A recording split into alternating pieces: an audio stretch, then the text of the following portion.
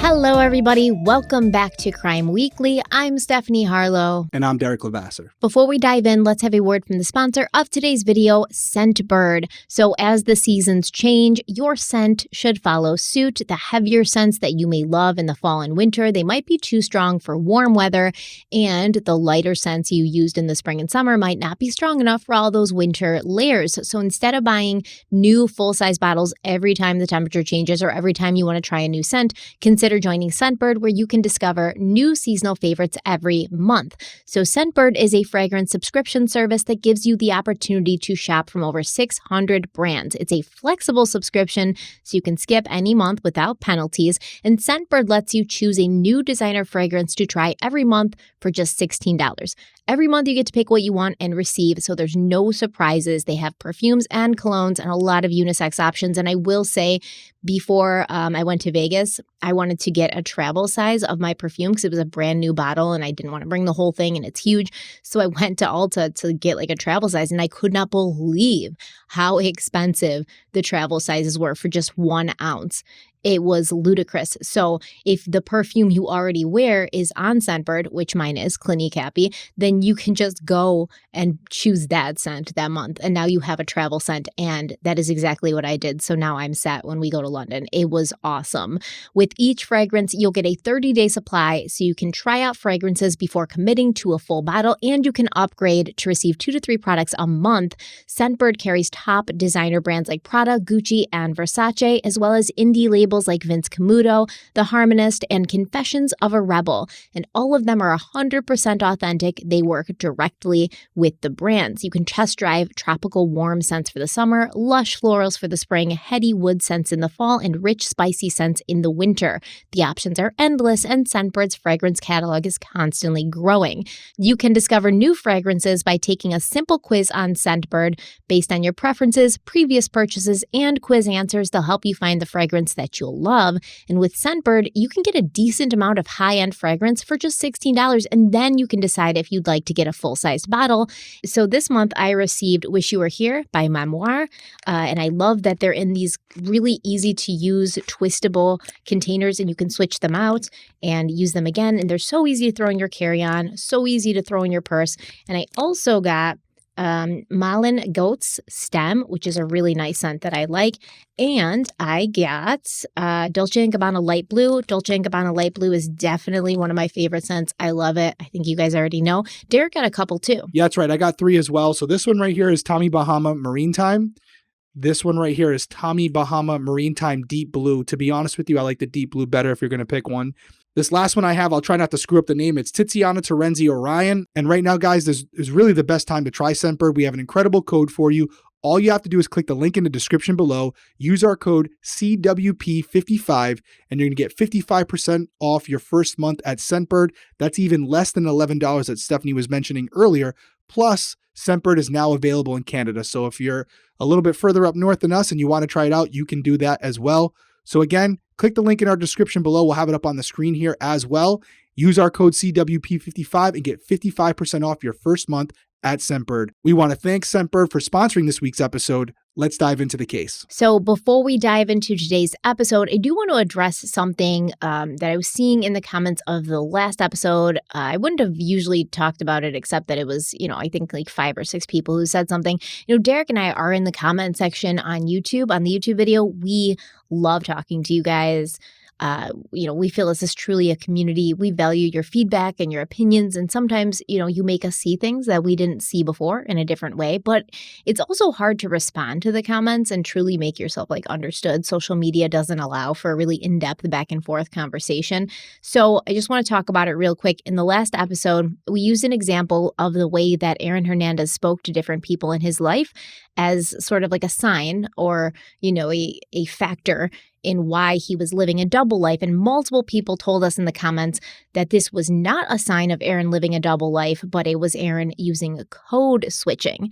So the broad definition of code switching is, quote, the practice of alternating between 2 or more languages or varieties of languages in conversation, end quote. So basically, some people feel that they have to behave and speak in a certain way when they're with a certain group of people, but this isn't the way they would normally speak or behave. They just do so to appear like professional or fit in or not make anyone uncomfortable, etc. Now, according to Harvard Business Review, this has been a strategy that's long been used by minorities to successfully navigate interracial interactions. And I mean, I would argue that a lot of us probably use code switching from time to time. Like, I'm not going to speak to my mother in the same way I would speak to my friends. I'm not going to speak to my employer the same way I would speak at home with my family. I have a tendency to swear a lot, like at home. And while I may feel comfortable doing that around my friends and my husband, I'm not going to feel comfortable doing that around my mother or my boss. And I totally understand that this is a real thing. I'm not negating that at all. But I really, truly don't think that was what was happening with Aaron Hernandez, right? Because Aaron wasn't raised in like the streets. He came from a working class, middle class family. And I guarantee you, if his parents had heard him using language like he was using with Alexander Bradley, they would have told him to cut that shit out. You know, this wasn't necessarily like his culture. It wasn't his background. Aaron used the N-word constantly in conversations with people of all different races when he was talking to like his street friends. It wasn't really who he was. He didn't feel the need to hide the way he spoke to his professional coworkers and friends because he was afraid they would be uncomfortable by who he was. He felt the need to hide it because he was truly hiding that other part of his life from everyone besides a handful of people. He wasn't like that around his family. He wasn't like that in the locker room. We can't really say that it was his culture because it truly wasn't. It was just this persona that he adapted to fit in with a certain group of people, similarly to the way that he started speaking with a Southern accent after he attended the University of Florida for like 3 months. You know, it's just something that he did. Additionally, it's not really my assertion alone that Aaron was living a double life. It's the theory of many individuals who've analyzed this case. Even his own brother said that Aaron didn't behave that way or speak that way ever. So in a sense, you could almost say that what Aaron was doing was like more cultural appropriation than code switching. But I also think that behaving in a certain way with a certain, group of people and behaving differently with other people is very common. And if like all the other examples of the way that Aaron was living a double life didn't exist, this wouldn't really have stood out to me at all, the way he was speaking differently to people. And I wouldn't have mentioned it, but there was multiple examples of how he was living a double life that had to do with like sending weapons over state lines and, the amount of marijuana that he was smoking, different things that kind of just add on to the reason he was living a double life. So I just wanted to get that out there.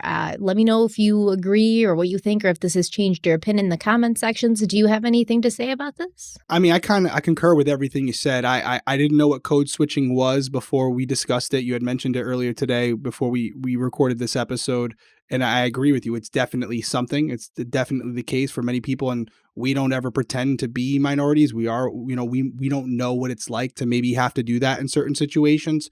But for me, I agree with you. And I'll even take it a step further. And this kind of might be what you said, but it's for me, the Aaron that we see through the text messages and conversations that he had with people like Alexander Bradley. That's who he was. That's who he wanted to be. And when he was talking to other people, not just Tim Tebow or Urban Meyer or Bill Belichick or Bob Kraft, he was putting on a persona for them not because of the color of their skin, but because it's his profession. You can't go in there and talk the way you would talk to Alexander Bradley. You can't talk like that to Bill Belichick. And I don't think Aaron Hernandez was doing that because, he was a minority and these were white individuals he was speaking to. I just think he was doing it he had multiple hats. In some environments, he had to be more professional. In some, he could let his hair down and be himself. And we saw both sides of that. And as you said, Stephanie, we do that too. There's certain environments where if I'm talking to my college buddies in a group chat, I talk different to them than I talk to my mother or I talk to people I work with. It's just, I think we're all guilty of doing that in some way or another. I personally don't think it was that deep for Aaron. I don't. But he's no longer here. Maybe he would have a different opinion on that. But that's why we have YouTube comments, right? Like, you're not going to agree with everything we say. And I don't even know if people were disagreeing with us. They were just kind of informing us, just like the 911 dispatch thing too, where people disagreed with us on that. Listen, that's what the comments are for. Have an opinion. It's subjective. engage, talk about it in the comments, engage with each other.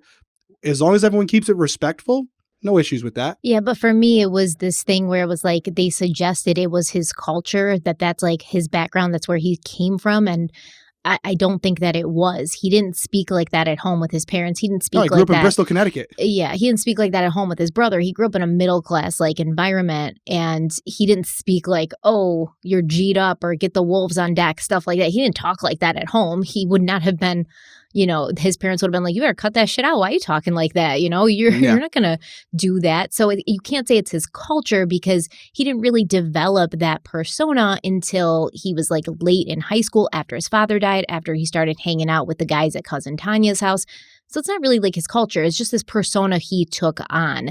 And we can't just decide what our culture is going to be, halfway through our lives and then start talking like that. It reminds me of Malibu's Most Wanted. I don't know if anybody remembers that. Yeah, right? You just referred to Aaron as that's brutal. B-Rad. That's brutal. Okay, it was like B-Rad. So he grows up in Malibu. Aaron Hernandez is B-Rad. He talks the way he talks, and everyone's looking at him like, this isn't how you grew up. What are you talking about? You can't just take on a persona halfway through life and then say that's your culture and you're code switching at that point. It was just who knows who the real Aaron was? We don't know even who he was, if that was him or if that was him. We don't know. I think that who he really was got lost somewhere along the way, and he was trying to figure that out, and he kind of just took on and absorbed personas around him. He starts talking with a Southern accent when he's in Florida, stuff like that. He does it to fit in and feel accepted.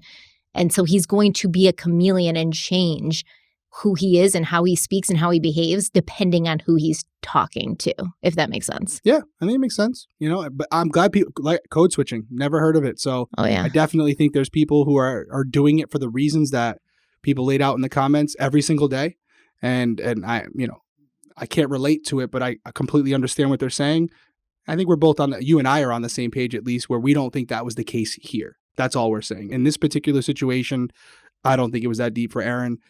Positive note, which I don't even know if that was negative. We were just kind of addressing it. Positive note, I wanted to give a quick shout out to Ashlyn Rose. A while ago, we'll put up the picture right here. John, if you can throw that up. We posted a photo that we did from our photo shoot. It was a pretty cool, what would you say, 70s, 80s photo, Stephanie? You always correct me on this. What? It was it was definitely 20s, 30s. Oh, God, here we go. Okay, whatever it was. Okay, so the 20s, 30s photo. The 2030s era. Yeah, and so cool photo, and we have a Patreon page, so we posted it on our Patreon as well. We usually post everything first on Patreon. If you haven't checked it out, strongly recommend you do. Sometimes we post little separate things on there that we don't post on here. It's more personal stuff, sometimes what we're just doing on a day-to-day, and we have some pretty cool giveaways sometimes. So if you're looking at that photo, you can see Stephanie and I kind of created a murder board in the background, and we signed that murder board, and I kept it in my house, and we gave it to one of our patrons. All they had to do was comment in the comment section, and Ashlyn was the winner, so I will be sending it out to her this week. So again, congratulations, Ashlyn, for winning the murder board, and we'll be having some more giveaways down the road, especially now with Criminal Coffee. Maybe we'll do a Criminal Coffee bundle or something like that we'll give away. So if you haven't checked it out already, link is in the description below. The videos for YouTube go up a day early on there, ad-free, and also you get access to some of these giveaways. So check out our Patreon. It's down in the description. Congratulations, Ashlyn. Okay, so we're picking up where we left off, and I think it's so cute that some people in the comments were saying oh, sometimes I'm so scared that I don't know where we're going to pick up and that I'm going to forget. But then as soon as you guys start talking, I remember and everything comes rushing back to me. And I hope that's the case for most of you, because it would be impossible to sum up 3 parts of what we've gone through already. But so we're here where kind of Aaron's been questioned by the police about the murder of Odin Lloyd, and he pretty much is just why am I here? I'm not talking to you without a lawyer, and he leaves. So the morning after Aaron's first interaction with the police officers who were investigating the murder of Odin Lloyd, Detective Mike Elliott and State Police Lieutenant Mike King paid a visit to the Enterprise Rent-A-Car where Aaron had rented the Nissan Altima.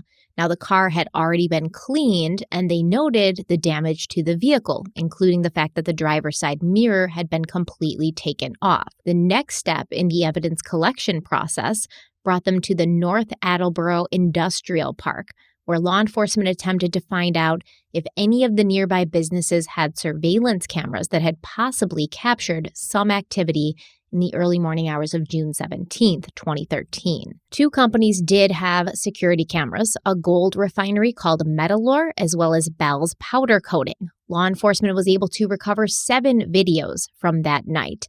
After this, State Trooper Michael Shervin, Sergeant Paul Baker, and ADA Patrick Bomberg took a team of police officers to the home of Aaron Hernandez, armed with a search warrant. While police collected evidence from his house, Aaron played pool in the basement with his fiance's uncle and watched Game 6 of the NBA Finals. On this day, law enforcement removed several electronics, including an iPhone 5 that belonged to Shayanna, a BlackBerry, 3 iPads, and a 1 terabyte hard drive, as well as a DVR with surveillance footage from the 14 cameras that were installed inside and outside Aaron's North Attleboro house. By this time, the media had already caught the scent of a sensational story, and they were running with it. They were outside his house. They were outside Gillette Stadium. They were outside his lawyer's office. They were everywhere, but Aaron had nothing to say when he was approached by reporters. New England Patriot Aaron Hernandez emerged from his luxurious North Attleboro home Thursday morning, driving away in a white Audi SUV. News helicopters followed the NFL star as he made his way to Gillette Stadium. About an hour later, Hernandez left the stadium in Foxborough and drove to his attorney's office in Boston. Along the way, news crews caught up with Hernandez in Boston as he stopped for gas. They asked several questions, but not a peep from Hernandez. Thursday evening, Michael Fee, the tight end's lawyer, told our Boston affiliate WBZ-TV, quote, "His vehicle is still here. My client is gone for the day." Fee wouldn't talk about the investigation. He would only say some of the media reports are inaccurate. It was while Aaron was at Gillette Stadium that he met with the owner of the New England Patriots, Robert Kraft. Now, Robert Kraft was a New Englander through and through. Born in Brookline, Massachusetts, to a modern Orthodox Jewish family, he had very humble beginnings. His mother was a dressmaker who worked in Boston's Chinatown. His father wanted Kraft to become a rabbi, and as a child, Kraft sold newspapers outside of Braves Field in Boston. Although he was never able to participate in sports because his father felt it would interfere with his religious studies, Robert Kraft was a big-time football fan, and he'd been a Patriots season ticket holder since 1972. Kraft once said that his passion for the Patriots led him to, quote, "break every one of my financial rules in my pursuit of the team," end quote. When Kraft paid $172 million for the team in 1994, it was the highest price paid for any NFL team at the time. The Patriots meant a lot to Robert Kraft, and they were a large investment. So, of course, he was going to want to get ahead of the rumors that one of his players was potentially a murderer. Did you have an opportunity at that time to have a conversation with the defendant? Yes. And just tell us about that. What did you say to the defendant? I wanted any of our players. Well, you've just been asked what you said. The objection is sustained. Motion to strike's allowed. Sir, just with regard to, did you say something to him to start the conversation? Yes. And what was that, sir? I understood there was an incident that had transpired, and I wanted to know whether he was involved, and if he was, you know, I wanted to make sure he's part of any player who comes into our system, I consider part of our extended family, and I wanted to get him help. Okay. So as a result of, did you say this to the defendant? Yes. And what did he say when you had asked him whether he was involved in this matter? He said he was not involved, that he was innocent, and that he hoped that the time of the murder incident came out, because I believe he said he was in a club. Okay. So at the time that you had this conversation with him, had you learned about a homicide that had occurred in North Attleboro, Massachusetts? Yes. So when you referred to speaking to him about wanting to know whether he was involved in this incident, was it in relation to that homicide? Yes. Now, did you have a further conversation with him about if he knew the victim of the homicide. I believe I did. Okay. And do you recall what he told you? I think he said that he was the boyfriend of his his fiance's sister. He was her boyfriend. Okay. And did he further describe the nature of their relationship? No. So I think it's kind of funny watching Robert Kraft because he has no idea what it's like to testify in a murder trial or to like be in a court of law. He's trying to qualify his responses. He's like in PR mode, he wants to explain like, well, what did you say to him? Well, my players are family. So I went, but they're like, no, just answer the question. What did you say to him? And he had a very hard time with that because they want you to be very factual in court. And he wanted to sort of like set up his answer before answering, because I think he doesn't want to seem like he's over here like, Aaron, did you do this? Like trying to get the person who's being accused of doing this his opinion before even making a decision about where to go from there. No, I agree. You said it from the start. He's not used to this situation. He's a multi-millionaire. He's not a billionaire, but he's a multi-millionaire. So he's not really having to answer other people's questions too often either, where he's under this constricted environment where he's just like everybody else, and he has to abide by the rules of the court as well. So most people aren't cutting off Robert Kraft. Hey, don't say it like that. We just want the facts. So I will say this as a longtime Patriots fan, and I know I've seen it in the comments. I'm biased. I'm a huge Patriots fan. I've said it. I live 20 minutes from the stadium. But I will tell you that Robert Kraft is someone who has always said, like, any player who comes through our system is like a family member, and he's had very close relationships with a lot of players. I do think that his relationship with Aaron was more involved because Aaron was an amazing football player. Just like any sport, if you're really good, you get preferential treatment. You're more of a family member than the guy who's sitting on the bench.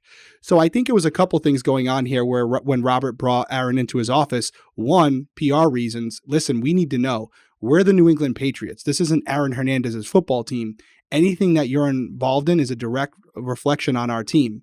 And we don't want to have a situation where we have a potential murderer associated with our organization. So I need you to tell me right up front, what happened here? Did you do this? Were you involved in any way? And if you were, you need to be upfront with us right away so that we can get you the proper help, whether that's legal representation, whatever it may be. Not only for Aaron. Let's not spin it like he's doing this for Aaron. Robert Kraft is doing this for him and the New England Patriots, and to protect their organization, to protect their reputation. And I don't think going into this, Robert was expecting Aaron to be like, yeah, I killed him. But maybe he thought, Aaron was going to come out and say, yeah, I knew about it. I was there, was one of my buddies. And then Robert would have said, okay, let's get you a lawyer. If you really didn't do it, let's get you a lawyer to make sure that you don't get jammed up for something you didn't do. But Aaron told him, nope, no involvement whatsoever.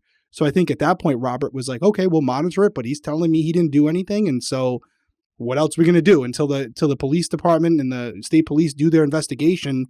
If he's saying he doesn't need help because he wasn't involved, well, then I got to trust him. Yeah. And I mean, Robert Kraft definitely did take Aaron under his wing. And when Aaron signed his contract, he actually donated $50,000 to, it was actually the Myra Kraft Giving Foundation, I think. It was like a charity that Robert Kraft is involved with. That's his wife. Yeah, and he did this because Aaron said, he gave me a life. Like Robert Kraft gave me a life. He gave me a chance, and he brought me to his home. He let me meet his family. I had dinner with them. They took me in, and this is my way of saying thank you for that, giving me a place to feel that I belonged. And so he donated $50,000 after he got his money, or he signed his contract. So yeah, it seemed like Kraft had made an impact on Aaron, just not a big enough impact, I guess, for him to kind of go on the straight and narrow, because he did this right before his daughter was born. So kind of after that double homicide in Boston had already gone down. Yeah, that sounds about right, though. Robert is known to do that with a lot of players. Anyone who's came through his system always says, like, Mr. Kraft was always like, he's the guy, if you go look up some videos of him, he's the owner that after the games, he's in the locker room waiting for the team, and he's hugging every single player that comes through the door. You don't see that with a lot of owners, but every single player on their way in makes it like a conscious effort to like walk over to him and like give him a big hug, win or lose, like this, that's the environment he's created. But exactly what you said, ultimately he can do what he can. He can try to be someone who's there for them, but it is a business and he's not their babysitter. So, you know, when they're not at the facilities and they're not playing, these are grown adults and they're going to do what they want to do, regardless of the environment and the structure you put in place in the organization. And Aaron is just one example of that. There's a lot of players who go off the beaten path, have the whole world ahead of them, and just can't escape, you know, their own bad decisions or the people they're hanging out with. And Aaron was an example of that, where Robert put him in a great situation, great organization, opportunity to win a lot of Super Bowls, maybe be a Hall of Famer one day. And it didn't matter to Aaron. His reputation with his gangbanging friends was more important than his reputation amongst people who actually could have had a positive impact on his life. But you heard what Aaron told Robert Kraft, or what Robert Kraft claims Aaron told him. He said that he hoped the time of the murder would come out, and this would prove that he was innocent because he'd been in a club at that time. But this was only a few days after Odin Lloyd's body had been recovered. And not only had the time of Odin's murder not been revealed to the public through the media, but the police hadn't told Aaron what time Odin Lloyd had been killed. I don't even think they knew it themselves at that point. Yeah, that's interesting. So if Aaron was indicating that he was aware of Odin Lloyd's time of death before it was publicly released, and yet he's trying to proclaim that he wasn't there, that's a problem. Yeah. It's like when somebody's like, oh, can you, go to dinner with, or when somebody's like, can you come over tomorrow? And you're like, oh, I'm busy around dinner time. And they're like, well, I didn't tell you what time I wanted you to come over. It's kind of like you're just preemptively trying to get out of this. But yeah, if you know what time Odin died and you know you weren't there because you were at a club, which obviously was later proven to be false anyways, Aaron didn't go to a club that night, then it tells that you have that inside information. What do they call that when detectives hold things back from the public to see if you know something that they didn't release yet? Guilt knowledge. Yeah, Aaron had some guilt knowledge, man. Yeah, there wasn't any specificity there with the knowledge, but it was insinuated by basically saying, hey, I know what time I was at the club at, and that was around the same time that Odin was killed. Okay, well, they haven't said a time of death yet, so how would you know that? Exactly. Let's take a quick break. We'll be right back.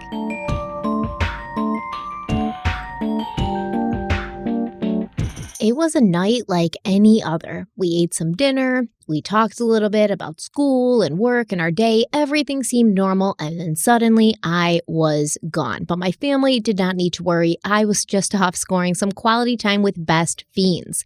Now, others may wonder about your mysterious disappearances, but if you're having as much fun with Best Fiends as we are, it's no secret why you might want to sneak off to play sometimes. Everybody needs that little period of decompression, and there's no better game to use that decompression time with than Best Fiends. Best Fiends is a free-to-download match 3 casual mobile puzzle game.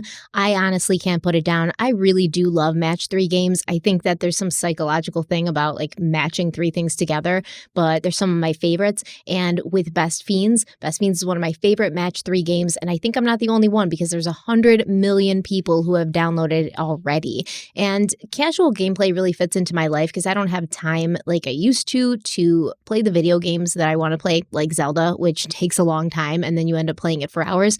With Best Fiends, you can kind of just pick up where you left off and play for a few minutes, 15 minutes, 20 minutes, whatever you have, you can play it. It's easy to pick up and play a few levels at any time. And honestly, I think I'm pushing like level 800 right now, but I'm going through it. The great thing about it is it's challenging, but it's not too challenging. So it stimulates you, but you don't feel stuck ever. You don't feel like, oh, I don't even want to play anymore because I'm not doing well. There are dozens of unique fiends to collect, so you can customize your team of fiends to defeat menacing slugs. You can power up your favorite fiends to new levels for even more powerful skills and watch them transform as they get stronger. And with offline play, you'll never be stranded without fun, even if you lose your internet connection or you're like on a plane or something and you don't want to pay for their internet. And brand new events and challenges pop up all year round. You can find them on their Facebook page, so you've always got a chance to earn exclusive in-game items, characters, and rewards. You guys should check Best Fiends out too, and Derek is going to tell you how. Download your new favorite getaway, Best Fiends, for free today on the App Store or Google Play. You'll even get $5 worth of in-game rewards when you reach level 5. That's friends without the R. Best Fiends. Check it out. Great game.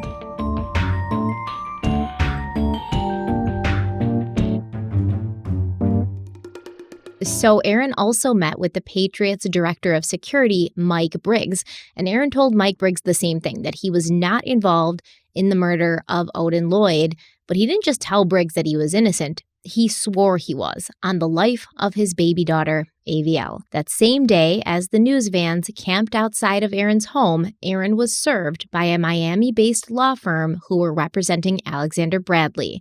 Bradley had agreed to withdraw the civil suit, but now with these new developments that Aaron was potentially involved in the shooting death of another man, Bradley had decided to go through with it after all. When Aaron drove to Gillette Stadium for practice on Thursday, June 19th, Mike Briggs told him to go home. He testified that he had told Aaron his presence at the stadium was, quote, bad for business. And Aaron didn't make a fuss. He just finished up a phone call that he was making, and then he left the stadium immediately. 2 days later, on Saturday, June 21st, police entered Aaron's home again with another search warrant and police dogs.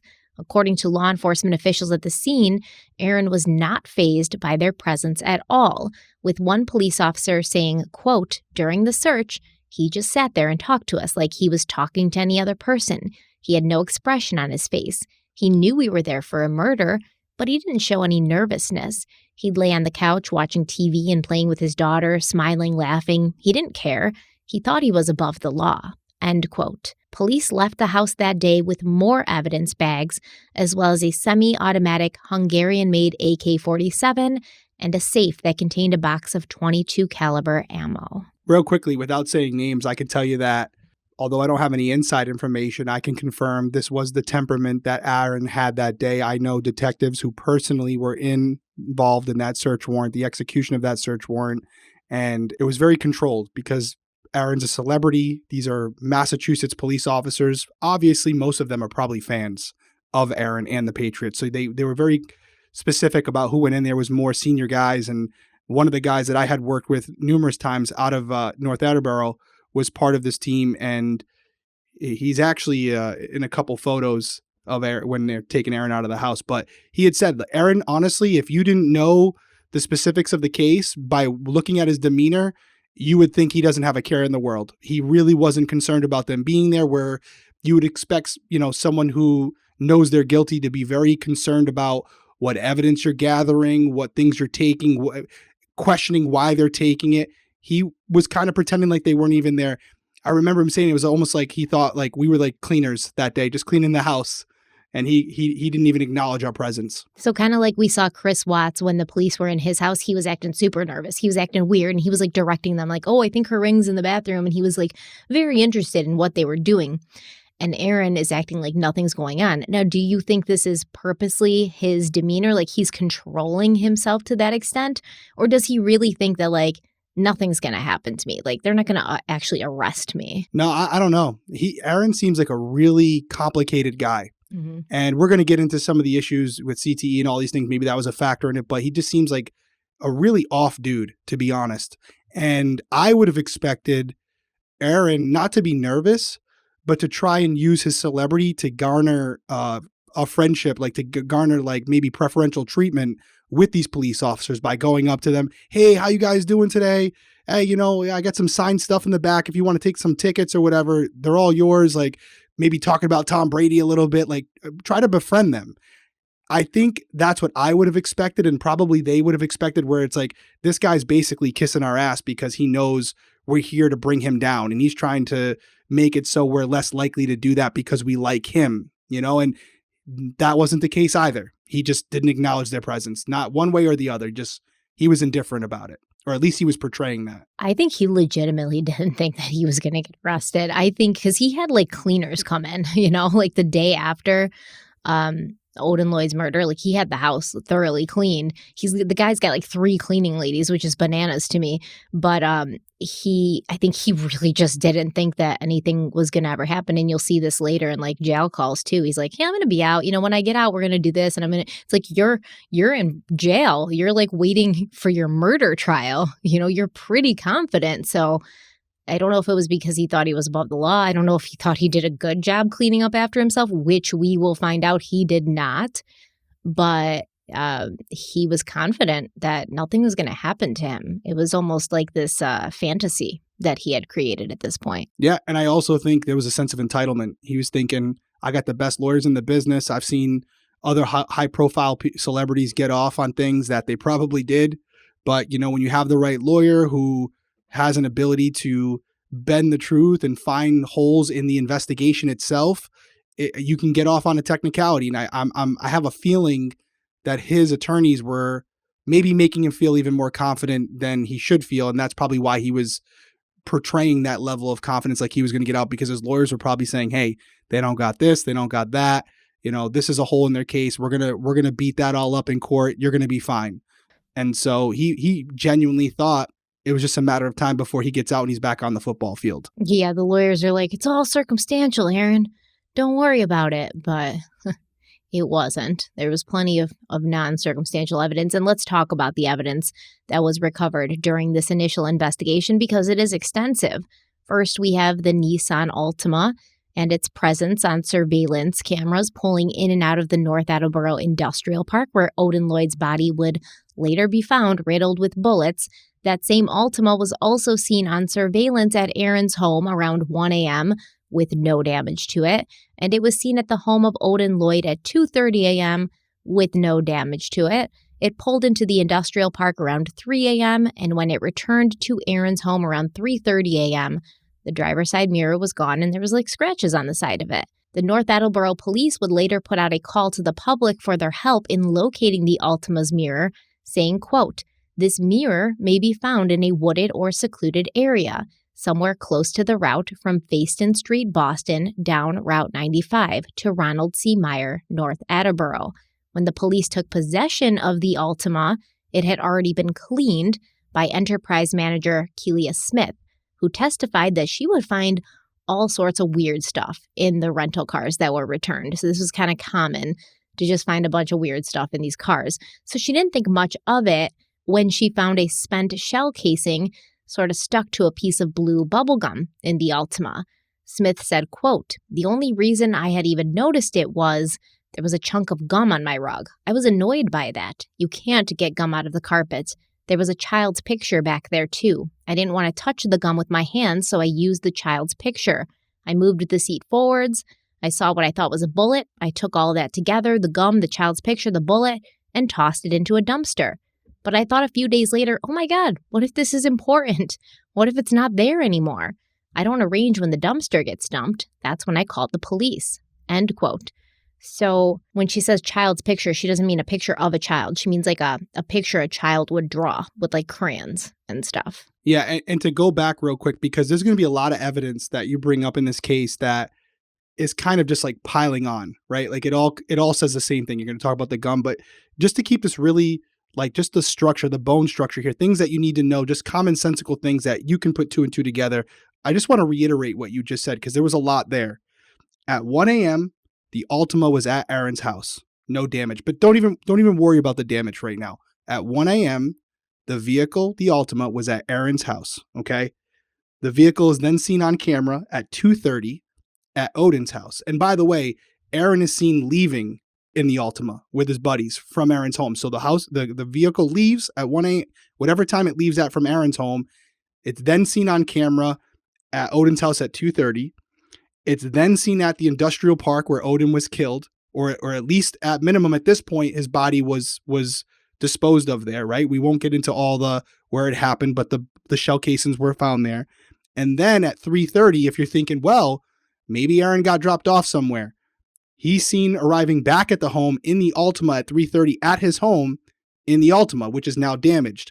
So yes, there is a small possibility that Aaron was dropped off somewhere that wasn't seen on camera. But that's going to be on them to prove, and that's going to be very hard to prove when you have multiple locations being caught on camera, and you have, as we pointed out in the last episode, Aaron at the gas station as well, buying the gum and all that. So you put all that together, and it builds a very strong case that whatever happened to Odin Lloyd happened or was initiated in that Altima, right? He was picked up in that Altima, and there's no evidence to suggest that Aaron was let out or dropped off anywhere during that time. So at this point, it's fair to say that Aaron was definitely present during Odin Lloyd's murder. What's going to come into question much later, which is still kind of a question to this day, even though he was found guilty, is who pulled the trigger. But, I know you're going to get into all that. I don't want to go too far ahead, but just from a pragmatic perspective, you have the vehicle in question seen at Aaron's home at 1 a.m., and you see that vehicle picking up the victim, going to the location where the victim's body was eventually recovered, and then going back to the home of Aaron Hernandez with Aaron still in it. And yet Aaron's going to try to convince the court that he wasn't involved. That's a tough one I don't care how good the lawyer is. Yeah, and not only that, but you see the car returning to Aaron's home without Odin in it, right? So it's not like Aaron could say... Exactly, and them not dropping him off. Yeah, it's not like he could say, we came back to my house, and then Odin walked out of the house. I don't know where he went. Like, something must have happened to him after he left my house. It's like you got back without Odin. We see you pick him up. We see you go into the industrial park. Half an hour later, you're home, but no Odin. And thank God Aaron was so paranoid and had all of those surveillance cameras, because if he didn't have all of those surveillance cameras, he could have easily said, like, oh, Odin was with me and then he went out to have a cigarette and somebody must have jumped him when he was outside and then left his body in that industrial park near my house. I have no idea. And that might be enough reasonable doubt for a jury to look at someone like Aaron Hernandez and say, oh, how could he have possibly done this? But here we have this very laid out timeline, as you just laid out, that makes it impossible for anything else to have happened. At the very least, Aaron was there. He was present when Odin was murdered. And the cameras, as you just said, are so critical in this case. Aaron's own security system is basically what did him in, because when you have a jury, there are going to be other things, but when you have a jury, they're normal people like you and I, and they may not necessarily have a background in law enforcement, so they're going to need to be educated. But there's one thing they don't need to be educated on: video. They've watched TV, they've watched movies before, they have eyes.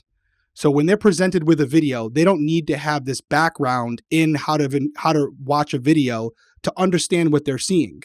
And then you couple that with timelines, right? To put in perspective when these videos are being shot, when they're viewing them.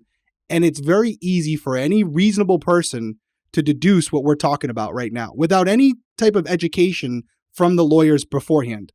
Hey, I see this, I see the video, I see the car, this is the time. As you said, you can see him picking up Odin. Then you see him go into the industrial park where they know that Odin's body was found. And then they go back to Aaron's house and Odin's no longer there. You don't need to really have a background in investigative practices to understand that something happened to Odin in that time frame, and yet you have these three other people, Aaron and his two accomplices, still present.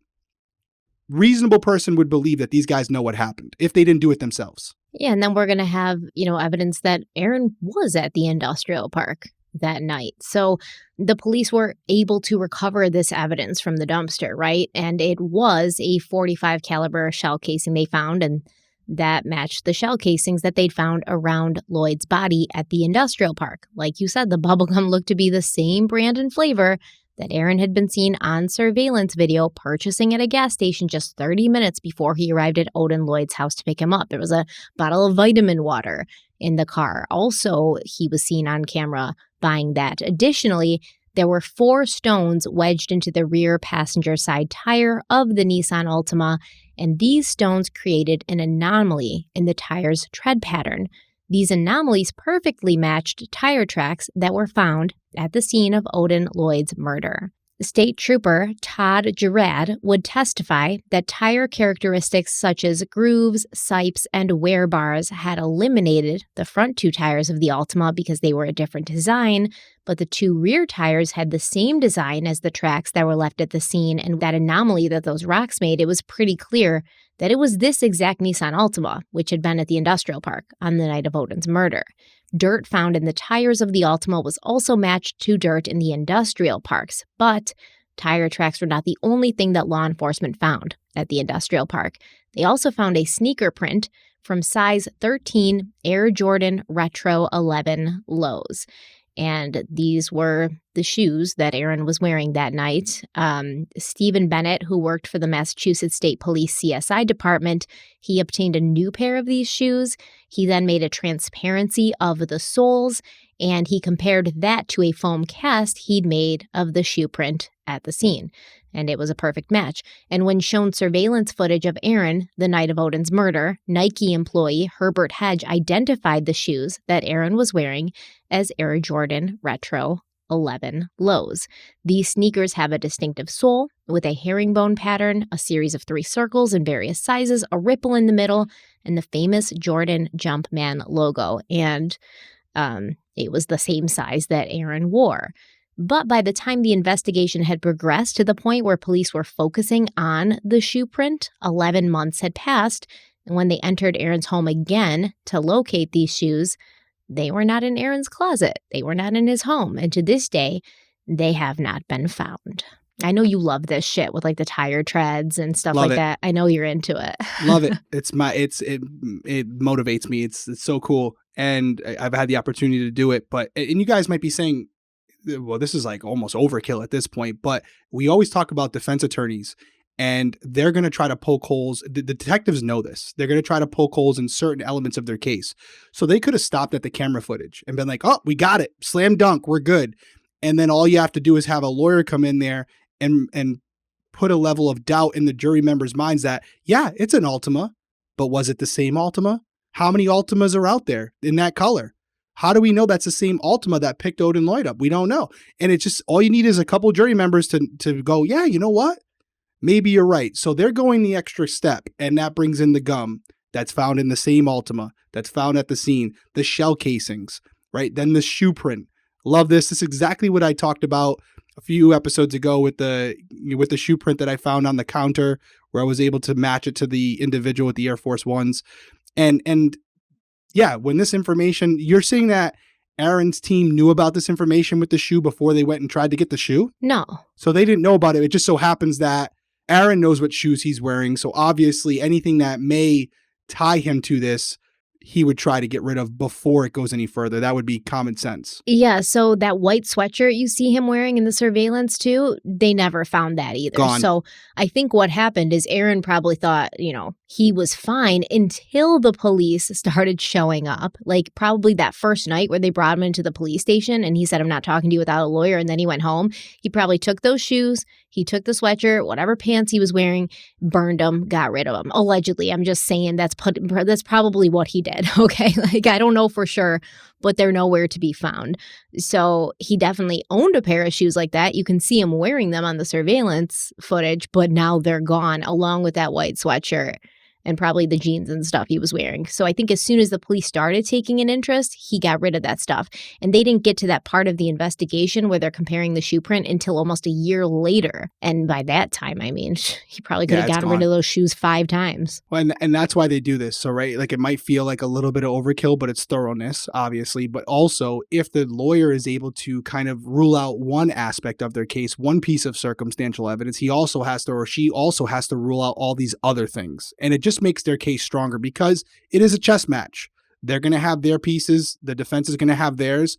And ultimately, it's going to be who has that stronger case to present to the jury. And these things not only put that vehicle at the crime scene, but more specifically, it puts Aaron Hernandez. And that's really what they're trying to figure out. I don't think they're going into it saying, hey, Aaron's definitely the shooter. In fact, they might have thought he put one of his lackeys up to it. That's kind of what you would think he would do, right? But they do know that Aaron was there. And the reason they know Aaron was there was because of the evidence you're laying out. The chewing gum, the vitamin water, the shoe print where, listen, the car's there, but now you have a shoe print. And in this industrial park area, it's kind of like a dirt area. If you want to go look up pictures, it's not like concrete. So it's like dirt and rocks. And so if you're stepping on it, just like any dirt area that you step, you can leave behind a shoe print as you're walking around that area.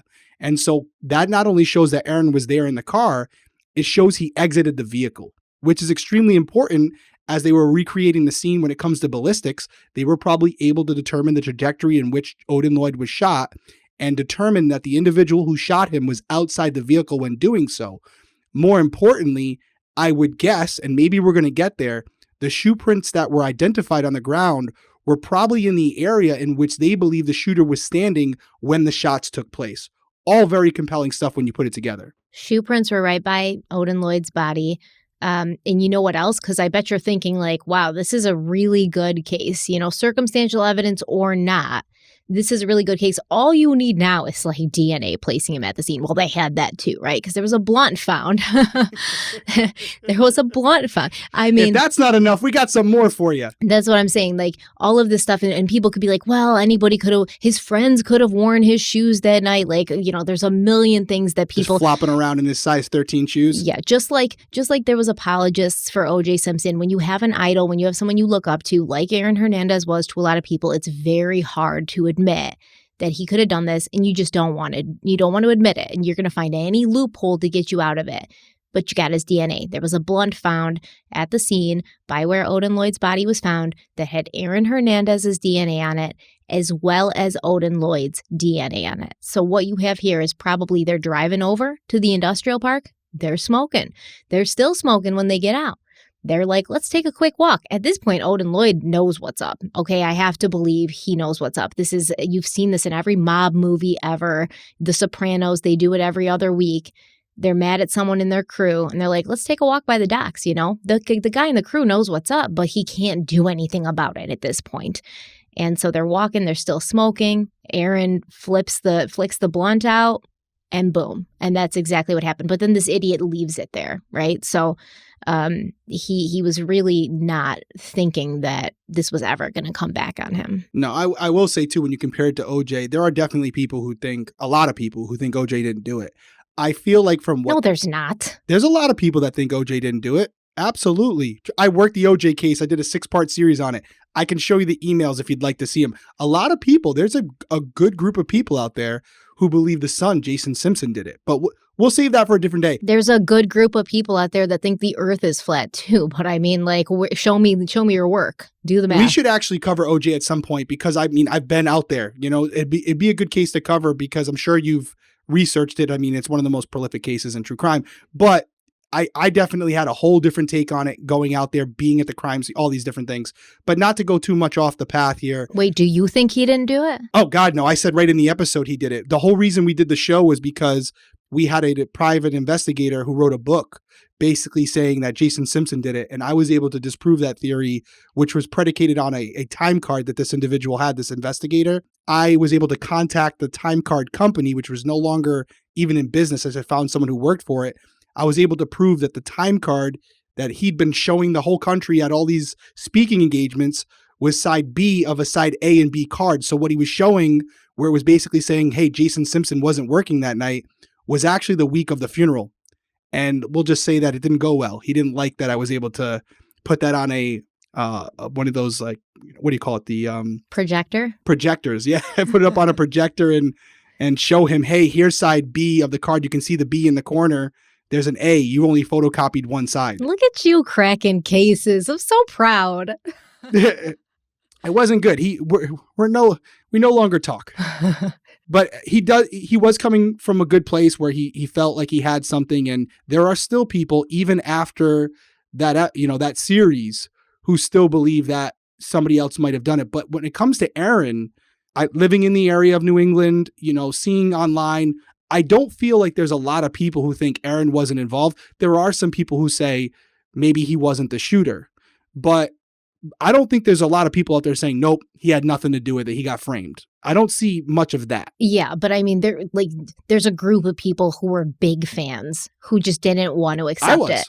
And if you have those people on a jury, they might be looking for an out. They might be like, I'm not going to be the one to end this kid's life. Like, just give me an out. The DNA gives you no out. I mean, I guess you could say that maybe he smoked it earlier at the house and then Ernest Wallace took the blunt and got in the car and Aaron was just sitting on the side of the road somewhere, having a lemonade sale or something while this was happening. Like, I guess you could, but all stacked up together, I feel there's no doubt that Aaron Hernandez was present, and I truly believe that he was the one that pulled the trigger 1,000,000%. No doubt. Do you know, well, before we get, I got a question for you, but before we get there, let's take a quick break.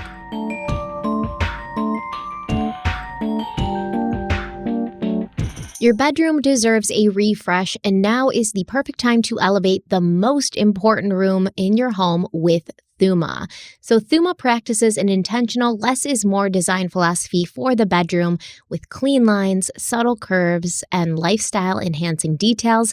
Thuma proves that simplicity is the truest form of sophistication. I really like that Thuma's beds are naturally noise minimizing because they use these joints that kind of eliminate the need for like excess metal hardware, and that's really nice. So the bed by Thuma is handcrafted from eco-friendly, high-quality, upcycled wood. You'll find beautiful, unique variations in the natural grain, and this minimalistic design features Japanese joinery. Like I said, that helps minimize the noise, and it helps elevate any space. It's super supportive for your mattress, breathable, and made to naturally minimize noise and create space. Thuma is made for how you live. The bed is backed with a lifetime warranty. It ships right to your door in 3 easy-to-maneuver boxes and takes about 5 minutes to assemble with no tools required. You can easily build it yourself, and they have these accessories like they have the tray, the nightstand, the side table, and they are perfect complements to the bed. We definitely think you should check out Thuma. These are very clean pieces, modern and timeless, and they will really elevate any room that you put them in. Create that feeling of checking into your favorite boutique hotel suite, but at home with the bed by Thuma. And now go to thuma.co/weekly to receive a $25 credit towards your purchase of the bed plus free shipping in the continental US. Go to thuma.co/weekly. That's THUMA.co/weekly for a $25 credit.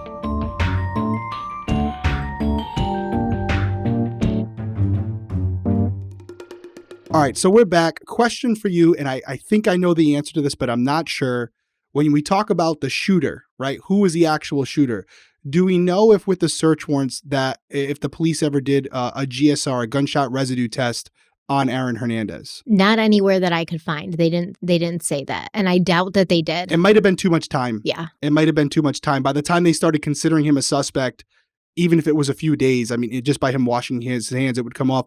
For anyone who doesn't know, when you fire a firearm, there's a gunpowder residue that kind of goes into the air. If you look on video, online, you can find some videos where it might not even be present to the human eye, but the gun is not completely sealed. So basically, gunpowder comes out all the holes in the gun. Wherever they can escape, it will, and it leaves this gunshot residue on your hand. So a lot of the times when we had shootings in my hometown where I was working, what we would do is do a GSR test on them at the station or in the immediate area. And we also did it for potential suicides where, you know, if we have something that looks like a suicide, you can always do a quick GSR test on the hand of the person. And what you're expecting to see is gunshot residue. If you don't, more than likely it's not a suicide. It might have been staged to look like one. So that would have been really helpful in a case like this where you could have done a GSR test on Aaron immediately. And unless he was really scrubbing away, he might have some remnants of GSR on his hand. He could always make and we've had this happen before where they could say, oh, I was legally shooting a gun yesterday at the gun range. But then you would have to go prove that and look down that rabbit hole. So they probably didn't have it in this case because I think if they did, we would have heard about it because that would have been a real, that would have been just another layer to this case. Although he was someone who shot firearms before. I don't know if he was doing it at a gun range, but it would have been something they could have entertained and looked into. He wasn't shooting anything at a gun range. He didn't even have a license to own a firearm. Right. He didn't have a blue card or anything like that. No. And I mean, I think by the time the police even were able to get close to him, once they get the warrant to search his house, too much time has passed. But you know what? I bet it would have been on that white sweatshirt. I bet you would have found some gunshot residue on that white sweatshirt that's completely lost to time now. Oh, yeah, absolutely. And in fact, in Rhode Island, you don't even have a blue card. It's easier in Rhode Island to get a gun. In Massachusetts, it's even harder. So there's I believe there's a safety course. So there would have to be some legal documentation. So to your point, if there's GSR on his sweatshirt, on his hand, on any of his, his jeans, well, Aaron, when are you firing a gun? Because you don't have a gun permit. You have a right to have a gun in your home, but where are you shooting this thing? Because you don't have the right to do so. So yeah, he had to get rid of that evidence. He would have been, he was an idiot. And when Not to be disrespectful, but he was an idiot when it came to this case. And if he had any brains, he would have made sure he got rid of everything that he could remember would be associated with the case, which it seems like he did. But there were things, as I know we talked about before, that he didn't do a great job of, one being the surveillance footage. And something the police found that I had never heard of before, and I've seen, a ton of documentaries about this. I've gone through this case, but they found a gun. They found a .22 caliber pistol buried in a wooded area near the location of Odin's body. Now, Sports Illustrated wrote, quote, "The discovery was made as officers conducted a line search where approximately 10 officers walked shoulder to shoulder in order to conduct a detailed scan of the terrain for evidence.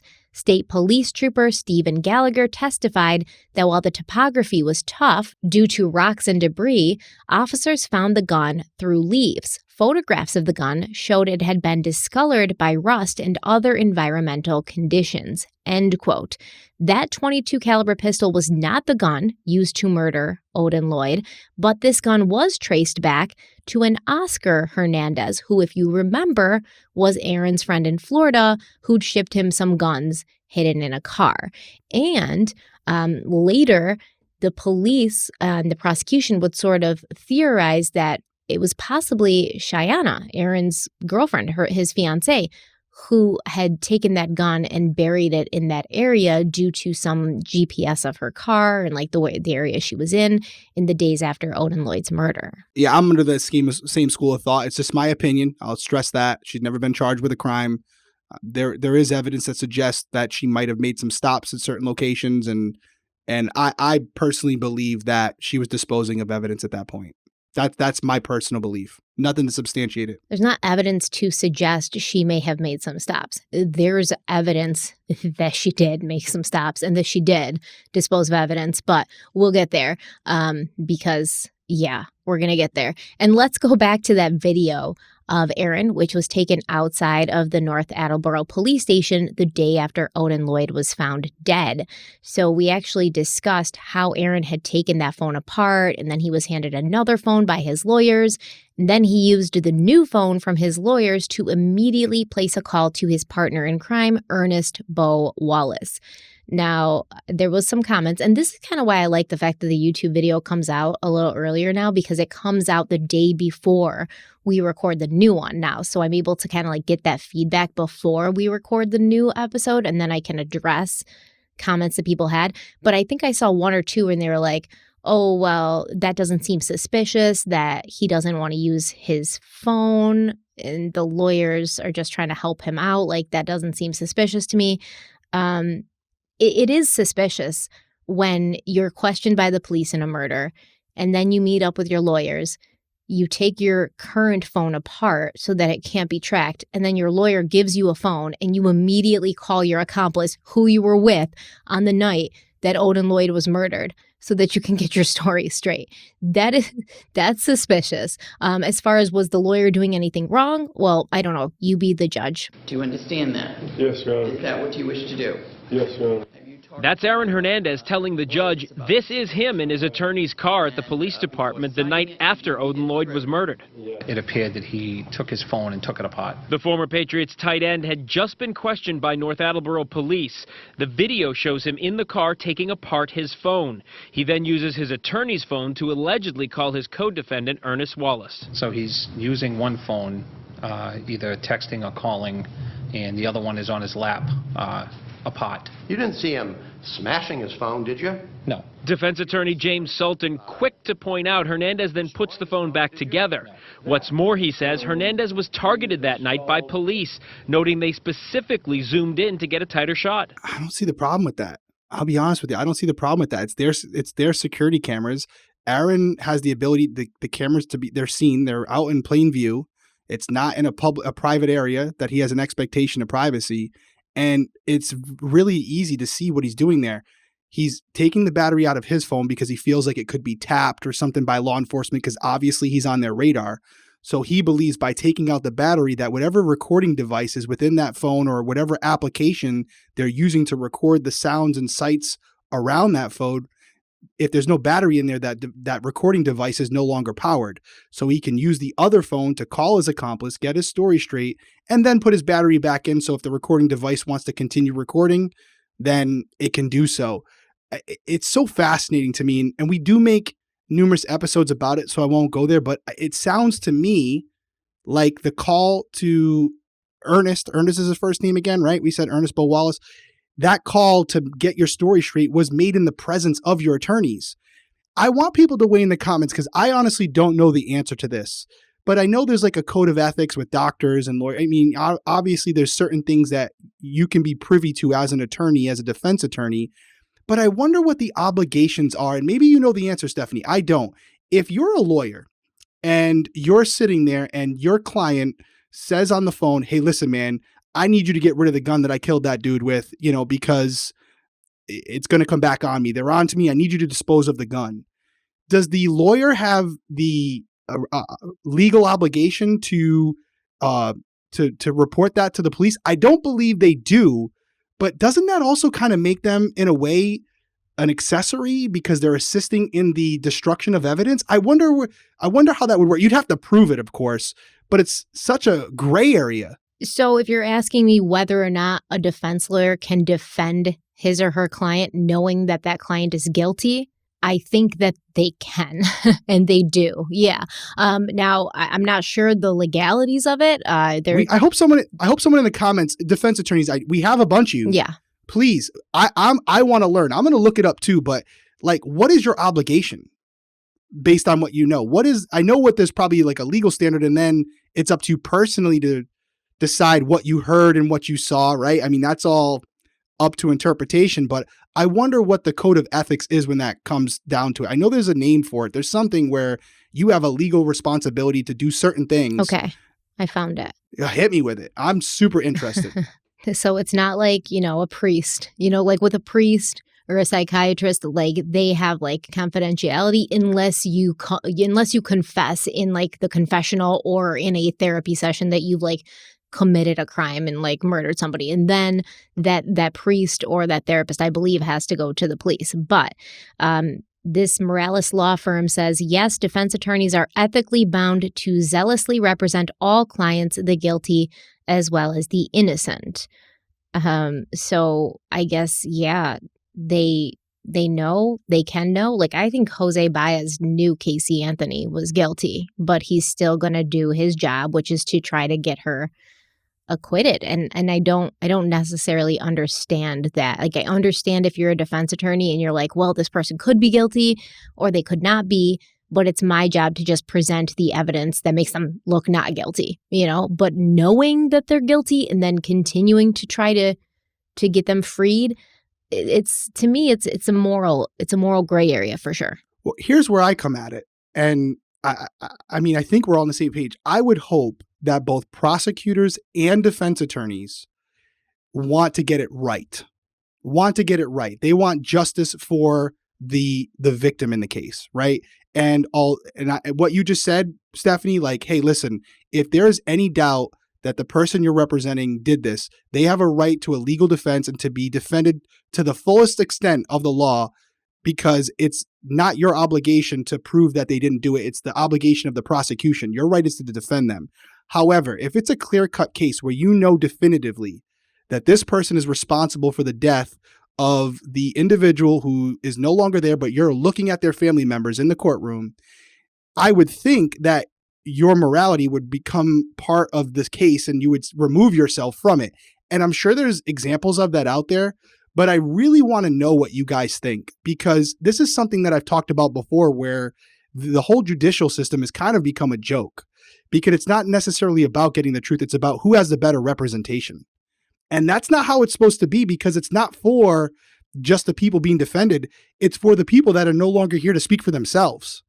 And if the lawyers are in on the whole situation as far as what really happened, I would think they should have a legal obligation to remove themselves from the case so that they're not misrepresenting information that they know to be false. So it says the key difference is between factual guilt, what the defendant did, and legal guilt, what a prosecutor can prove.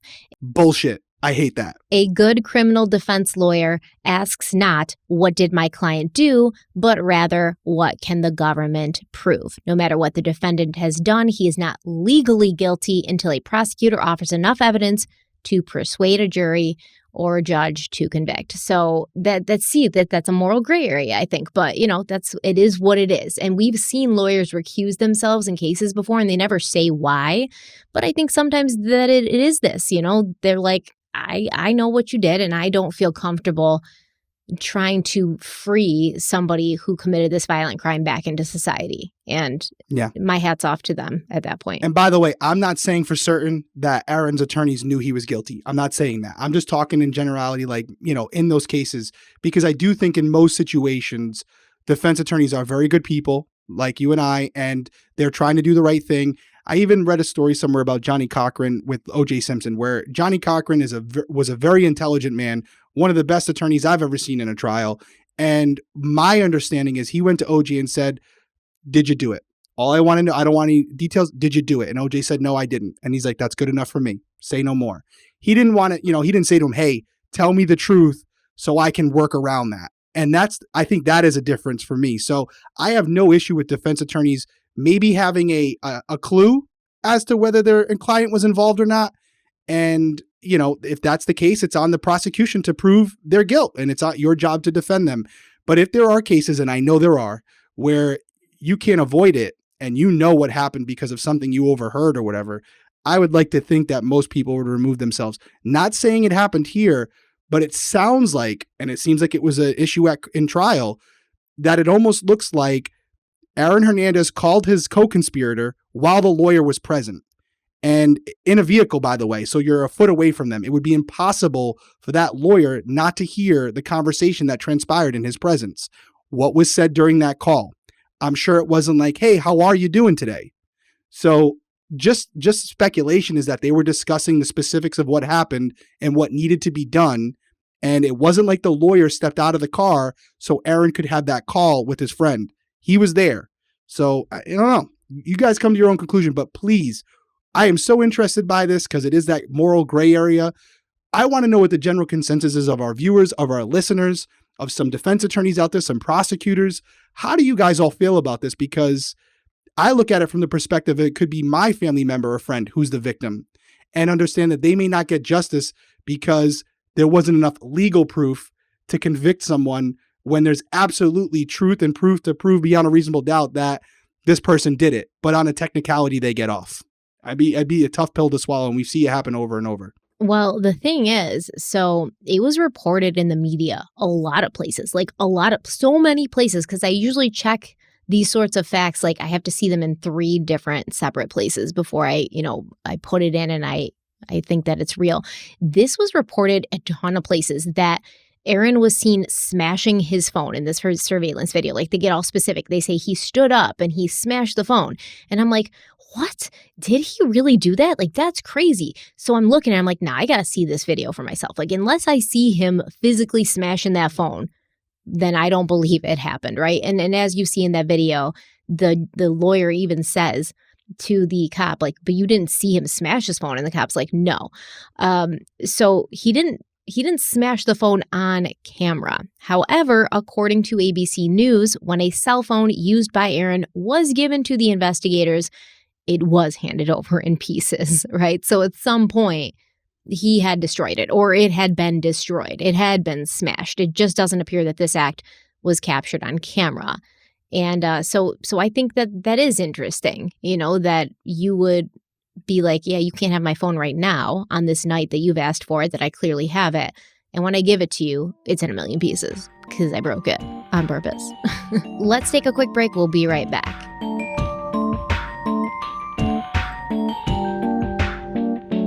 So a lot of people have been commenting in the comment section on YouTube that my hair's been looking great lately, and thank you so much. And it has been looking really great lately, and you probably heard me talk about Prose before, the world's most personalized hair care. For those of you who haven't, I want to tell you about the incredible results I'm seeing since using my customized Prose products. So I'm using the deep conditioner, I'm using the curl cream, I'm using the oil, I'm using a ton of Prose products, and I have found that my hair's been way more manageable. It's been shinier, smoother, softer, stronger, less breakage, and just easier to make it look good. There's less bad hair days. Prose knows that there's more to you than just your hair type, so Prose has given over 1 million consultations with their in-depth hair quiz, which is exactly how I got started. The quiz is really interesting. It's quick, but there's some questions on there that might surprise you, like your eating habits, your damage level to your hair, exercise, your zip code.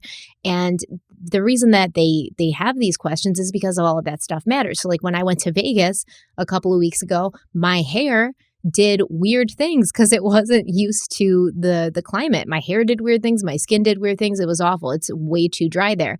But with Prose, they analyze over 85 personal factors to determine a unique blend of ingredients to treat your exact concerns. And a lot of that has to do with the environment that you're living in. Is it humid? Is it dry? Prose also has a review and refine feature, so it lets me tweak my formulas for any reason, like a change of address. So if I move to Vegas, I definitely have to change my formula. Or if you changed your hair color or your diet. And as a carbon neutral certified B Corp, Prose is an industry leader in clean and responsible beauty. All their ingredients are sustainably sourced, ethically gathered, and cruelty-free. They're also the first custom beauty brand to go carbon neutral. But if you're not 100% positive Prose is the best hair care you've ever had, they will take the products back, no questions asked. So I definitely suggest if you want your hair to be looking better and behaving better for you, try Prose out, and Derek's going to tell you how. Prose is the healthy hair regimen with your name all over it. Take your free in-depth hair consultation and get 15% off your first order today. Go to prose.com/crimeweekly. That's prose.com/crimeweekly for your free in-depth hair consultation and 15% off.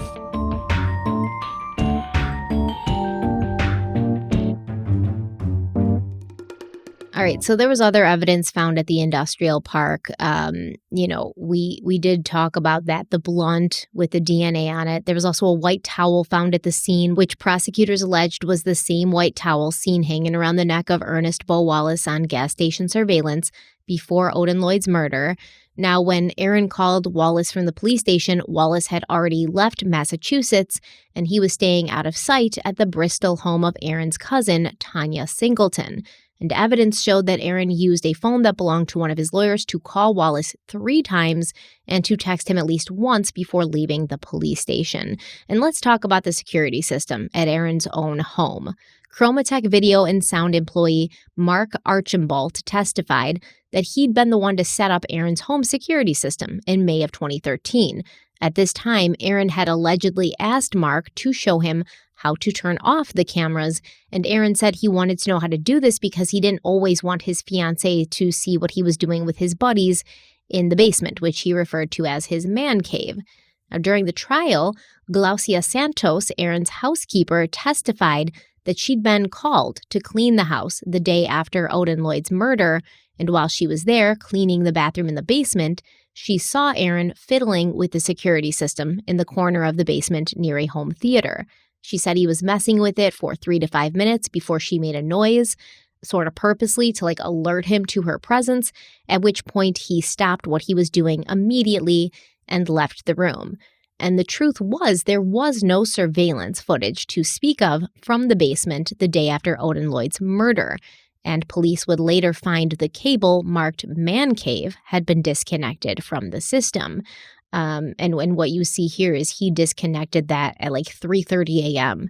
the day of Odin's murder, right when he came home. When you saw him standing in the house on surveillance with the gun in his hand, or allegedly the gun in his hand, and he's standing by the door to the basement, he'd already shut off the surveillance footage to the basement. Additionally, Aaron's security system looked as if it had been intentionally destroyed. And you were asking me about that earlier, if we were going to talk about the state of the security system. Like, he kind of looked like he had beat up on it a little bit. Yeah, well, my understanding is that they smashed it. Like, they tried to destroy it almost. Yeah, it was in pieces. They handed it over to him in pieces, kind of like his phone. Yeah. Exactly. And it's like, think about that for a second. Like how dumb do you think the cops are? Here's my camera system. It fell on the way here multiple times and got ran over by a car. Sorry. He doesn't care. He doesn't. No. But do you see wow, man, you are a cocky, you know what, to think like that hurts you. I don't know if you see that, but that hurts you. But he's like, yeah, listen, I don't really give a shit. I know you know why I did it. Good luck. Because it's not about what he did, right? It's what they can legally prove he did. Not what you know, it's what you can prove. Yeah. Well, let's talk about Shayanna Jenkins' role in all of this, Aaron's fiance, and what she was seen doing on the home surveillance system.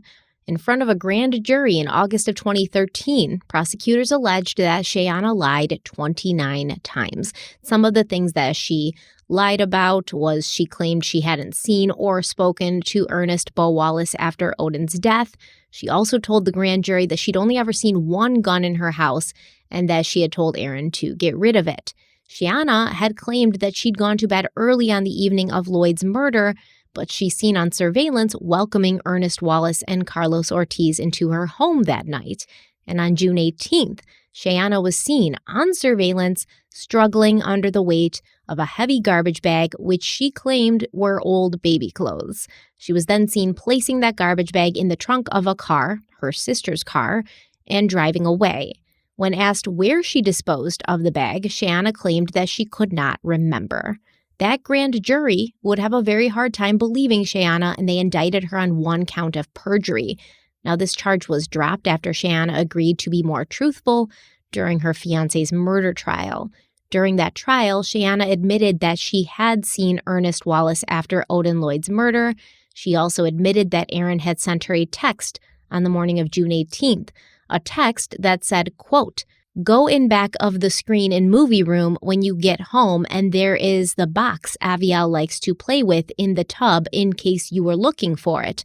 Remember how you tuned that big TV? LMAO. Was just thinking about that. LOL. Wink, wink. Love you. Talk to you later. K." End quote. And apparently Aaron also called her before she's seen on surveillance, kind of struggling with this big heavy box and garbage bag. We know for sure this is video of Aaron Hernandez's fiancée, Shayanna Jenkins, the day after the murder, carrying a large black bag out of her house. We don't know what was in it. Prosecutors say they do know. They say it was a safe inside that contained the murder weapon. Although the jury never heard it, Jenkins testified she did remove a box from her North Attleboro home at the request of Aaron Hernandez. And contrary to her grand jury testimony, she says Hernandez made it known whatever was in the box had to go. The defendant had called you and said it was important that you go down and get this box and get rid of it. Is that right? I believe so. This morning they did hear that Jenkins found a gun at the home and wanted it gone. I mean, I found it in my junk drawer. Jenkins refused to match the gun to surveillance video that shows her fiancé holding something. But she did say there were similarities between the weapon she saw and a Glock brandished in court by prosecutors. Shape, yes. Okay. Color? Yes. Size? I'm not sure. This morning, one of the witnesses we heard from was a housekeeper who worked at Aaron Hernandez's home. She testified she saw his fiancée, Shayanna Jenkins, putting a large black trash bag into the back of a car the day after Odin Lloyd was killed. The jury also saw surveillance video from Hernandez's home showing Jenkins with that trash bag. You can see her struggling with it as she carries it out of the house. Grande. It was big. And could you see whether there was anything in it? Dava para enxergar se estava carregado de alguma coisa dentro. Sim. Yes. All right, so I hope you guys are able to see this on video. You know, if you can't, strongly recommend you check it out, even if you just want to go to our YouTube video and go to the timestamp here and see it, because it's really compelling. Because again, you see this woman carrying out this big bag, something very heavy. Shaped like a box, right? The bag's shaped like a box. Shaped like a box. You could tell she's struggling with it. And I'll just hit you guys with this. if you have trash or something you want to throw out and you bring it outside your home, where do you usually put it? With the trash, right? To be thrown out. That's not what she did. She put it in her car. And I know you're going to go there, but just think about what you do. Even as an investigator, what does a normal person do when they have something they want to throw out that's not nefarious in nature or is not going to tie them to, I don't know, a murder? What you just probably throw it at the street. But why wouldn't you do that? And you guys should know this by now. We talk about abandoned property, right? If it's in a trash can, it's accessible to anybody. Anybody can go grab it. So you don't want to dump it immediately outside your home because at that point, Aaron, Shayanna, they don't know if they're being watched. She may put this trash bag outside on the sidewalk and detectives may come by and grab it. And if they do that, it's game over. It's absolutely game over. So common sense again comes into play here. This is not normal behavior for a human being to do something like this, especially the day after a murder. So you put it all together and it doesn't smell right. And she was being uncooperative and playing ignorance the entire time. If you watch the trial, you can see it for yourself. She wasn't even very good at it. It was clear to me that she was being deceptive. I don't think she had any involvement with the murder. I don't think she knew it was even going down. It was transpiring. I think she was in a situation where she was with this man who was making millions of dollars. She loved him. They just had a daughter together, and she didn't want to see him go away to prison for the rest of his life because it was going to leave her on her own and maybe in a really tough situation financially as well. So there were multiple reasons why she would do this. But you could clearly see that's what it looks like was happening. Again, I have to qualify it, guys. I don't want to get sued. Just my opinion, but that's what it looks like to me. Well, Shayanna claims that she never looked inside of the box. She didn't know what it contained, and after she got rid of it, she forgot where it was that she got rid of it because she was juggling so many other things that day, like her sister being upset that her boyfriend was just murdered. She demonstrated its size, 35 to 40 pounds. It was a cardboard box. And did he indicate to you what was inside the box? No. Surveillance shows her putting it in her sister's car, the victim's girlfriend. Add Shayanna Jenkins now to the list of people in tears as she listens. The details on where that box ended up are foggy. Shayanna Jenkins is seen stopping at an ATM, withdrawing $800 before she says she unloaded the mysterious box into a dumpster. She can't remember where. Trying to comfort my sister and deal with everyone's emotions were kind of on me, and there was a form of breaking down at that point. So yeah, I was nervous. Well, that nervousness, she says, is the reason she can't remember a lot from the hours and the days after the murder. Defense attorneys did ask her if she smelled anything in the box she was throwing away, and she said she smelled something like skunk. That's a reference to marijuana, which contradicts prosecution's suggestion that there could have been more important evidence in that box, like possibly the missing murder weapon. And so for anybody who's not watching on video, this box was not big enough where you would need to bring it to a dumpster because it was too big to fit in your trash can. It makes absolute zero sense that she would bring this package, this trash bag, to a dumpster in her sister's car. The only explanation would be her not wanting it to be found at her home. Yeah, but listen, they're trying to say, the defense is trying to say, oh, well, there was weed in there, right? So that means there's not a murder weapon. And my question after hearing that broadcast and the defense's claim that because Shayanna smelled something skunky in the box, it means the murder weapon wasn't in there is can't both weed and the murder weapon have been in that box? If you're Aaron Hernandez and you don't want the police to find weed at your house, and you also don't want them to find a gun that was used in somebody's murder in your house, you might just throw both of those things in one box and tell your fiance to get rid of it. Why does that even have anything to do with anything? That box was big enough to fit multiple things. So I don't get it. To me, you can see, it's a big garbage bag. This isn't a small shoe box. She was having a hard time maneuvering it because of the awkward shape. Why would you even put a box inside a garbage bag? You just carry the box because they don't want it to be seen on surveillance that it's a box. They don't even want it to be seen. It's just very obvious to me what happened here. And I think it's obvious to a lot of people as well. And Shayanna was granted immunity before testifying during the murder trial, but she still claimed that Aaron had never admitted to murdering Odin Lloyd, and she didn't try to hide the box. She just placed it in a random dumpster and forgot where that dumpster was. And after testifying, Shayanna mouthed, "I love you," to Aaron before leaving the courtroom. So, ride or die. Yeah, ride or die for sure. And even the biomechanics of that box, you guys should really check out the video, but you see her trying to like posture and brace the box because it's so heavy. If I can find the picture, Stephanie's seen it. John, I'll throw it in here. I got a picture of me holding like 5 pounds of weed when I was undercover. And based on the size of that box, it couldn't be more than 5 or 6 pounds of weed that would have been in that if it was completely packed with weed. And I can tell you right now, if you haven't had any experience with it, 5 or 6 pounds of weed is exactly what it sounds like. It's 5 or 6 pounds. It would not be that heavy to carry where you're struggling to get it out to the truck like she was. So it doesn't even make, there's something heavy in there. There's something that's small in size, but has weight to it. And it's probably a combination of things, but one of those things could absolutely be a firearm, which is small, compact, but very heavy, especially if you have a couple of them in there. So it makes more sense that it wasn't just weed in there. There probably was some marijuana. I don't doubt it. We've discussed Aaron's use of marijuana and how many blunts he smoked a day. So I don't doubt that was partially something in there, but it definitely wasn't everything. I don't know. Maybe Aaron had that really dense weed, But even so, I mean, that's some concrete weed. Are we talking concrete weed? Is that good? Jesus, man. No. Never seen any of that. No, definitely not just. You know what picture I'm talking about? I think I showed it to you. It definitely wasn't just weed in that box. I carry around 5 to 6 pounds of weed on a regular basis. And all right, I wasn't going to say it, but light as a feather. It really is. I mean, it's 5 or 6 pounds. Yeah. But it's big in size because it's a big bag. Yeah.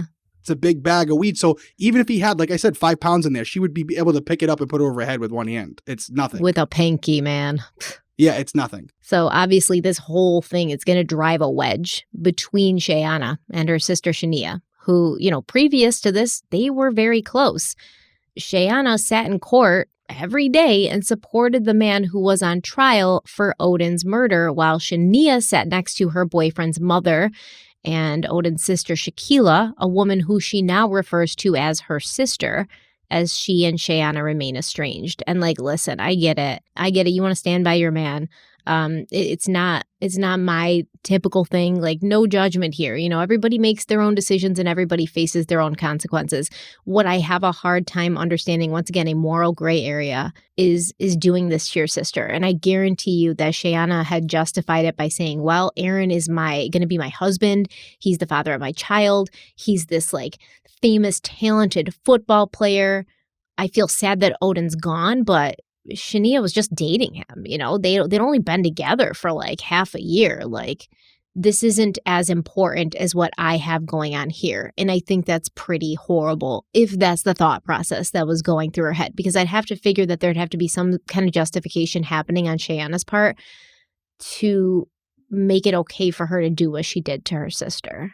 That's family. You don't do that. I want to pose a question to you, but I also want to pose it to everybody out there.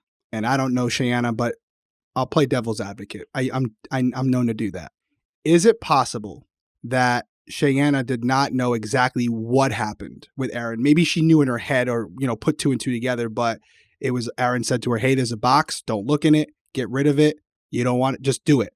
Is it possible that for her own separation from the case that she really didn't, Aaron never told her the specifics, never admitted to shooting Odin, just basically said, hey, there's something I need you to get rid of, do it. And she didn't ask questions and she just did it. And there are things that she's seen over the years that she maybe left out or whatever. But is it possible that Shayanna really didn't know that this was going to happen? And more importantly, didn't know, still to this day, doesn't know exactly what happened because she never had that opportunity to discuss it in detail with Aaron, or he wouldn't tell her. And she was just being a good soldier and doing what Aaron told her to do. Sure, absolutely. I think there was a good chance that initially, the first days, the first weeks, she didn't know what happened. But like I said, she's there every day in court. She's hearing the same evidence that we are hearing now, which we've already discussed is pretty irrefutable. It's hard. Yeah. Oh, she knows. Yeah, that's what I'm saying. It's hard to look at that evidence. It's hard to listen to that during a trial and be like, definitely, there's the shadow of a reasonable doubt. No.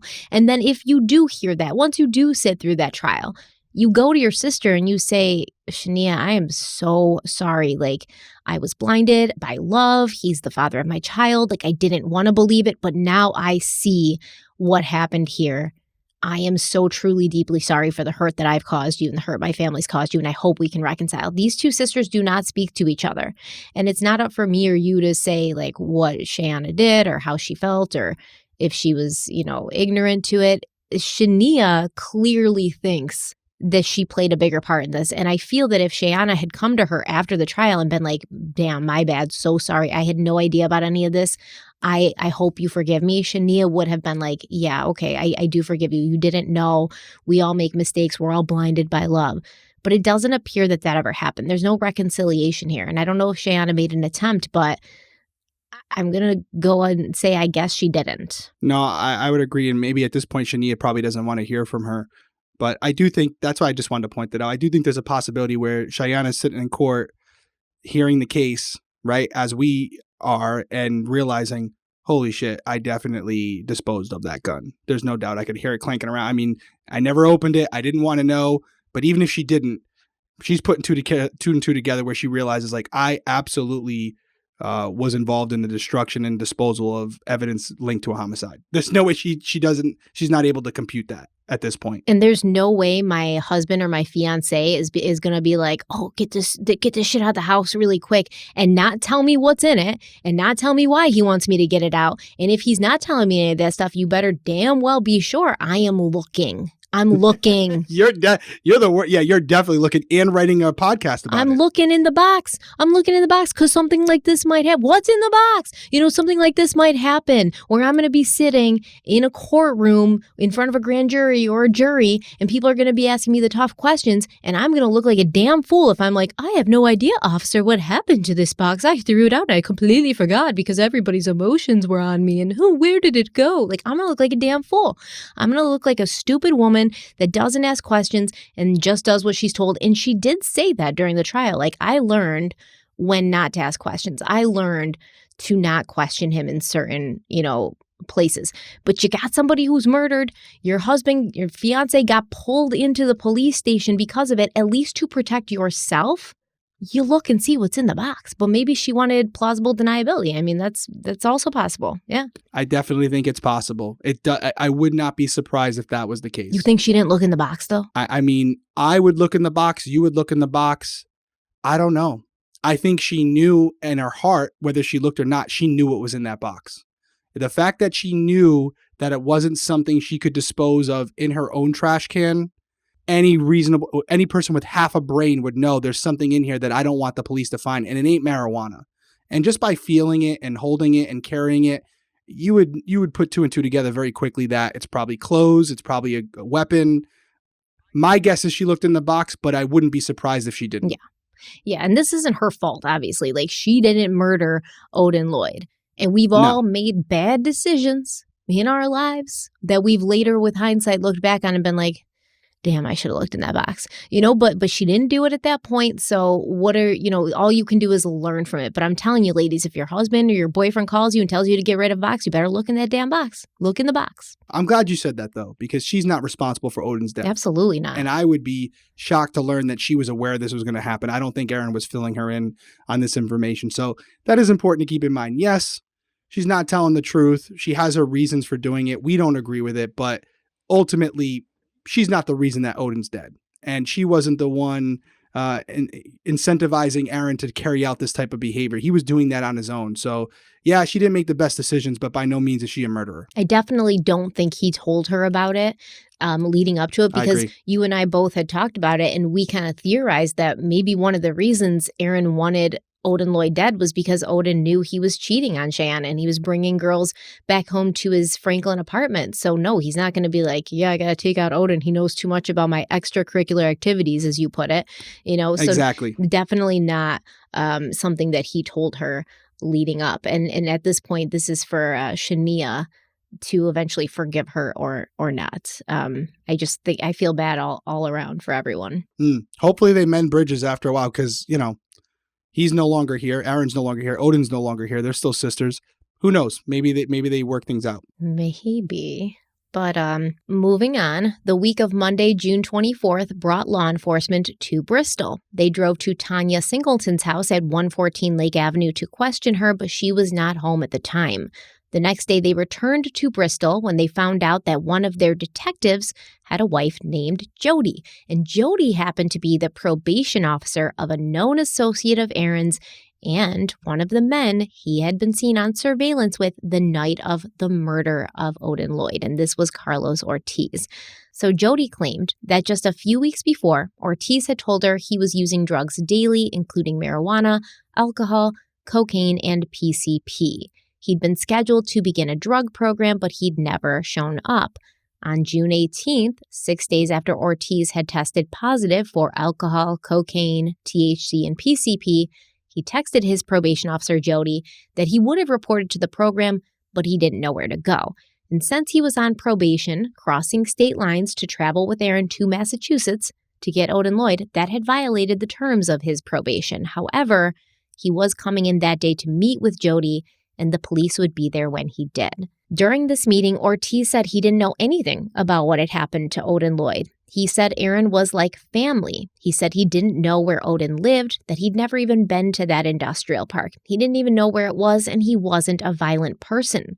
Ortiz said that on that night, they'd all been planning to go to a club, but he'd ended up staying the night at Aaron's apartment in Franklin instead.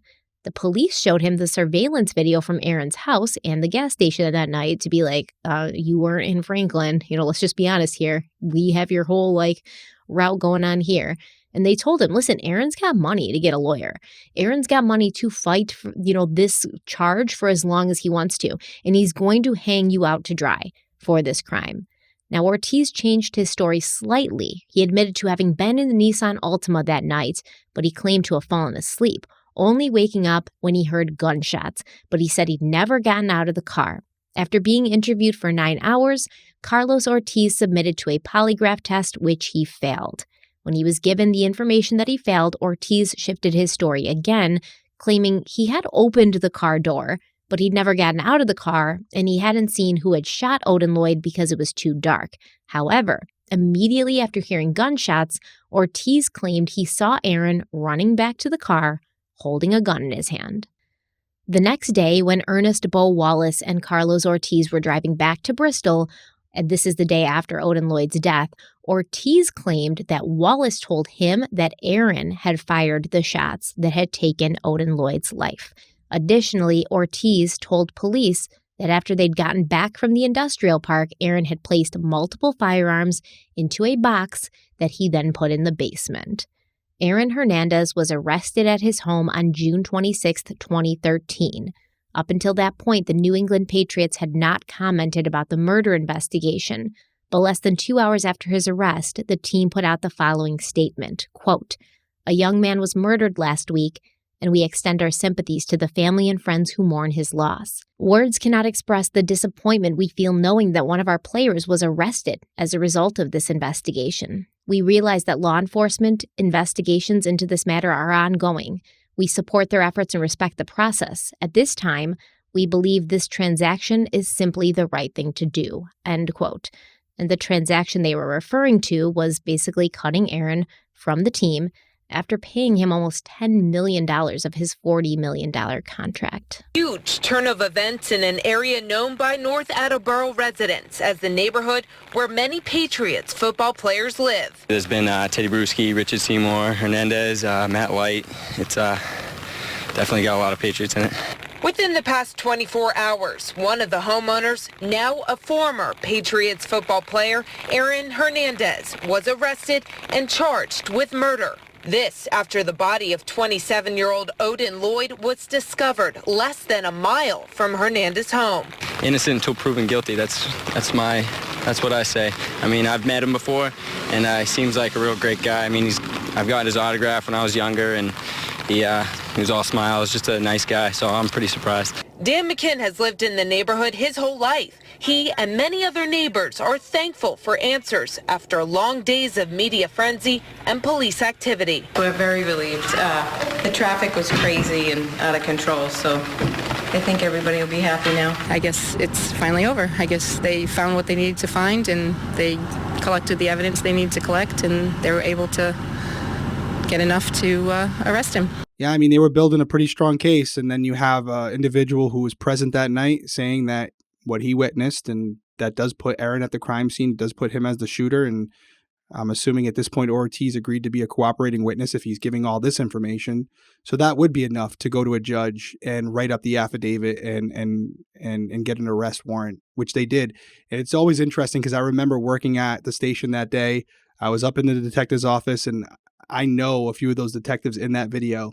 We worked multi-jurisdictional operations together, so seeing them on camera like that, it was surreal for me because they were arresting someone who I looked up to as a football player. I liked watching him on Sundays, and to see friends of mine arresting someone who I admired to a certain degree, as a football player, as a Patriot player, was definitely a weird moment for me as a police officer, but it was the right thing to do. And as things were starting to come out, it was very obvious that Aaron Hernandez was involved in this murder, and he's no exception to the rule. I don't care what you do for a living, how good you are, you're a fan of the game. I don't care if you're friendly to the people that come up to you and ask for autographs. We're all judged by the same person, and while we're here on Earth, we're judged by the judge. And so he's got to answer for his actions. And I remember watching it, and I wasn't even so much like happy they got him. I was just like disappointed because I knew at that point his career was done, and I knew that someone who I thought was a good person doing the right things was actually no different than some of the murderers that I had arrested in the past. And it's disappointing, but I was glad that they got their guy, and that Odin and his family were going to get some justice. So two things. First, the woman in that clip, like she's not like, oh, thank God, no more traffic. They got the murderer of an innocent man. She's just like, yeah, we're all happy that the cars are gone. There's no more traffic on our very expensive bougie block where we're used to being left to our own devices. It's like the audacity.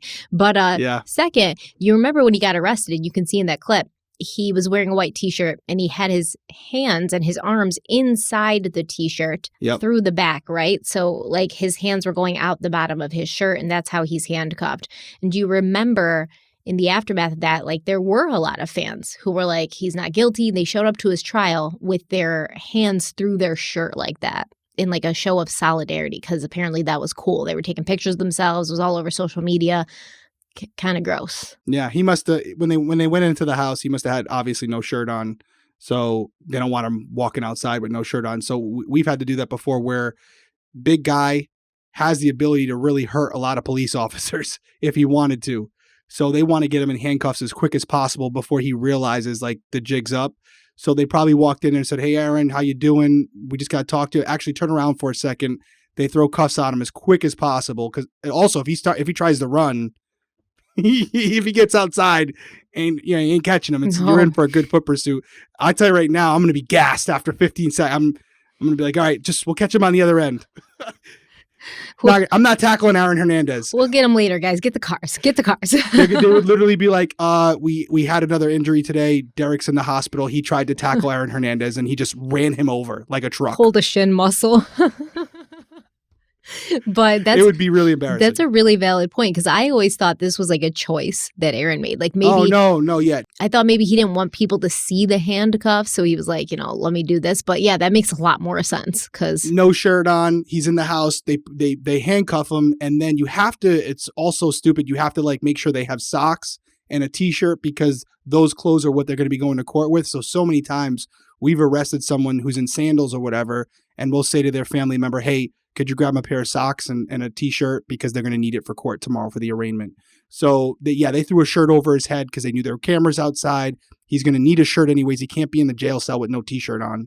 So, they grabbed that for him, threw it over his head, right over the cuffs, because they damn well weren't about to take the cuffs off of him and give him an opportunity to make a move, because you could see the detectives next to him.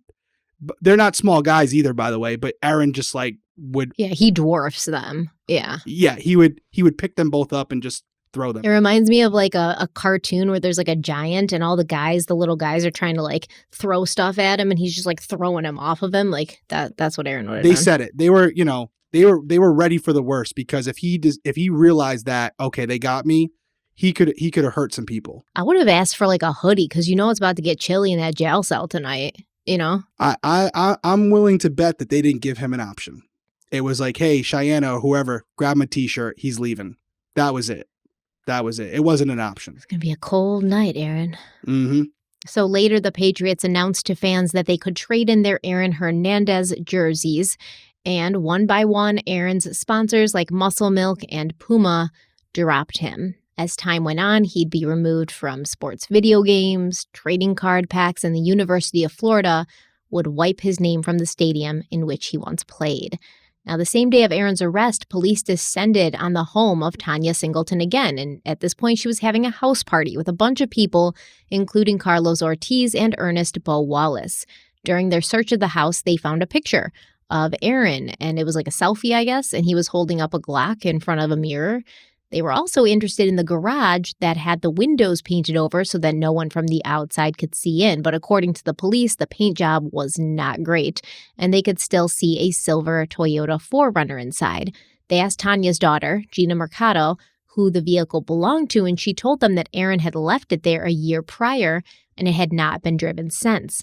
The police found that before being put into the garage, the SUV had been cleaned and detailed, but now it sat covered in dust and cobwebs with a dead battery. Now, at this point, the police didn't realize the significance of this vehicle, but they knew it had belonged to Aaron, so they wrote the license plate down and they continued on with their search, during which they collected a Department of Corrections intake sheet for Ernest Wallace, a prison ID card for Carlos Ortiz, a Kel-Tec gun box, 2 boxes of .38 caliber cartridges, 4 child's drawings that resembled the child's picture Kelia Smith had used to try and get the bubblegum out of the carpet of Aaron's rental car, a bag of clothes that matched the ones Aaron had been wearing the night of the double murder in Boston. And on June 21st, a woman named Jaylene Diaz Ramos was taken to the hospital after being involved in a 4-car collision on I-91 in Springfield, Massachusetts. Her car was towed from the scene, and inside of it, police found a Smith & Wesson .38 special revolver in the trunk. Now, it turns out that Jaylene was from Bristol, and she told the police that the gun belonged to a friend of hers, a football player who went by the name Chicago. Just a few days before the car accident, Jaylene had given Chicago, whose real name was John Alcorn, and some of his buddies a ride, and they'd left their belongings in her car. Now, it turns out that John Alcorn was the cousin of T.L. Singleton, who was the husband of Tanya Singleton, who was the cousin of Aaron Hernandez. And this weapon that was retrieved from her car was the same one used to kill Daniel D'Abreu and Safiro Furtado in Boston. And you will never convince me that Aaron Hernandez did not do this. You will never convince me that he didn't. And it's very sad that because Jose Baez pulled his lawyer juju nonsense in court, their families didn't get the justice that they deserved. Right. I will say, I hope there's some, there probably isn't. Let me just retract that. Knowing what happened, knowing the person who did it, knowing that someone got him off, definitely not a good feeling, but at least they have some understanding of what happened, and they probably know Aaron's the one who did this, and they know Aaron killed himself. So ultimately there's something there. I don't think it's enough for them. It never will be, right? Even if they are found guilty, it's never enough because you still don't get your loved ones back.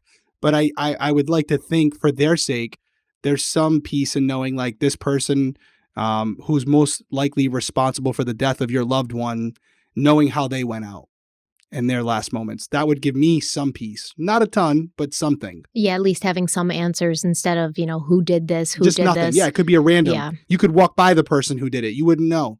That would be even harder for me. I agree. But I mean, you still nothing. Yeah. But we talked about this double homicide earlier, and that's why we had to come back to it, because if it wasn't for this case, there would never have been any answers about the double homicide. Nothing. This is all from Odin Lloyd's homicide that we're here. And that's why it was so important to kind of do it in that order. I agree. Yeah, it's something. I'd rather know who did it than not know, and at least know he was going away for something. Right. Right. He wasn't going to live.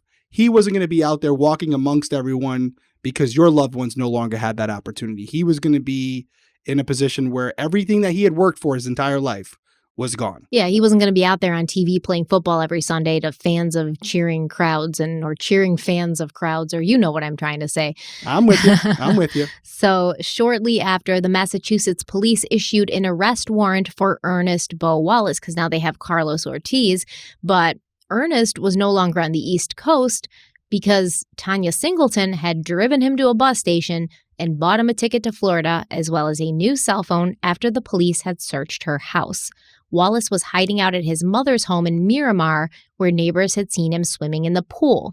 But when the arrest warrant was made public and he knew that, the police were looking for him, he felt there was enough heat on him to compel him to go to the police and turn himself in. Law enforcement now had all 3 men in custody, who they believed were connected to the murder of Odin Lloyd. But things were not looking good for Tanya Singleton now that so much evidence from the Boston double murder was found in her home and in her possession. And to add to that, her husband, T.L. Singleton, he drove off a road in Farmington, Connecticut on June 30th, and he was pronounced dead at the scene. According to his toxicology report, Singleton had cocaine, PCP, oxycodone, and alcohol in his system at the time of his death. On top of all of that, Tanya had been told by her doctors that her breast cancer had started to spread to other parts of her body. Police also went to Aaron's Franklin apartment, where they discovered a bunch of .45 caliber magazines and ammo, even though Aaron had never had a license to own a firearm in that state. Aaron Hernandez was denied bail, even though his lawyers argued that he would post a large cash bail and he would agree to wear a GPS tracking bracelet while under arrest. James Sultan, one of Aaron's attorneys, told Judge Renee Dupois, quote, "Mr. Hernandez is not just a football player. He is one of the best football players in America. He is a young man who is extremely accomplished in his chosen profession. He wants to clear his name," end quote. And the judge is like, okay, but we usually don't do this for murderers. People who are charged with murder, we don't just say yeah, you can go to your mansion and, wear a GPS monitor. I'm not sure what being a good football player has to do with him not being a murderer. So Aaron's put in jail and he's kept out of the general population, allegedly for his own protection. When you go inside the Bristol County House of Corrections, there's this horrible slam, and you are in the slammer. The sheriff took me around, Sheriff Hodgson, and what surprised me most is just the finality of being in a cell that is shut, a 7-by-foot, 10-foot cell, and that's Aaron Hernandez's life now, pretty much. And I just thought, oh my God, this is a guy that had a mansion, and he had a $40 million contract, and now he's got nothing. He's allowed 2 books from the library, and that's about it. He can write letters, and he can read those books, but for 23 hours a day, he's stuck in there. Yep, well said. Well said. That's basically it, right? Everything he had, all those luxuries, everything that he had worked hard for was gone based on a series of decisions. Just finally this last decision with Odin Lloyd caught up to him, because this wasn't the first time he's made a mistake. If we're to believe he was involved in the double homicide and God knows what else, right? This was the one that finally caught up to him. He had been doing these things over and over. He had individuals in his life who were enabling it, who were covering for him. And he thought that was going to continue to be the case because he had that group of individuals who would do anything for him. And then most importantly, he had money.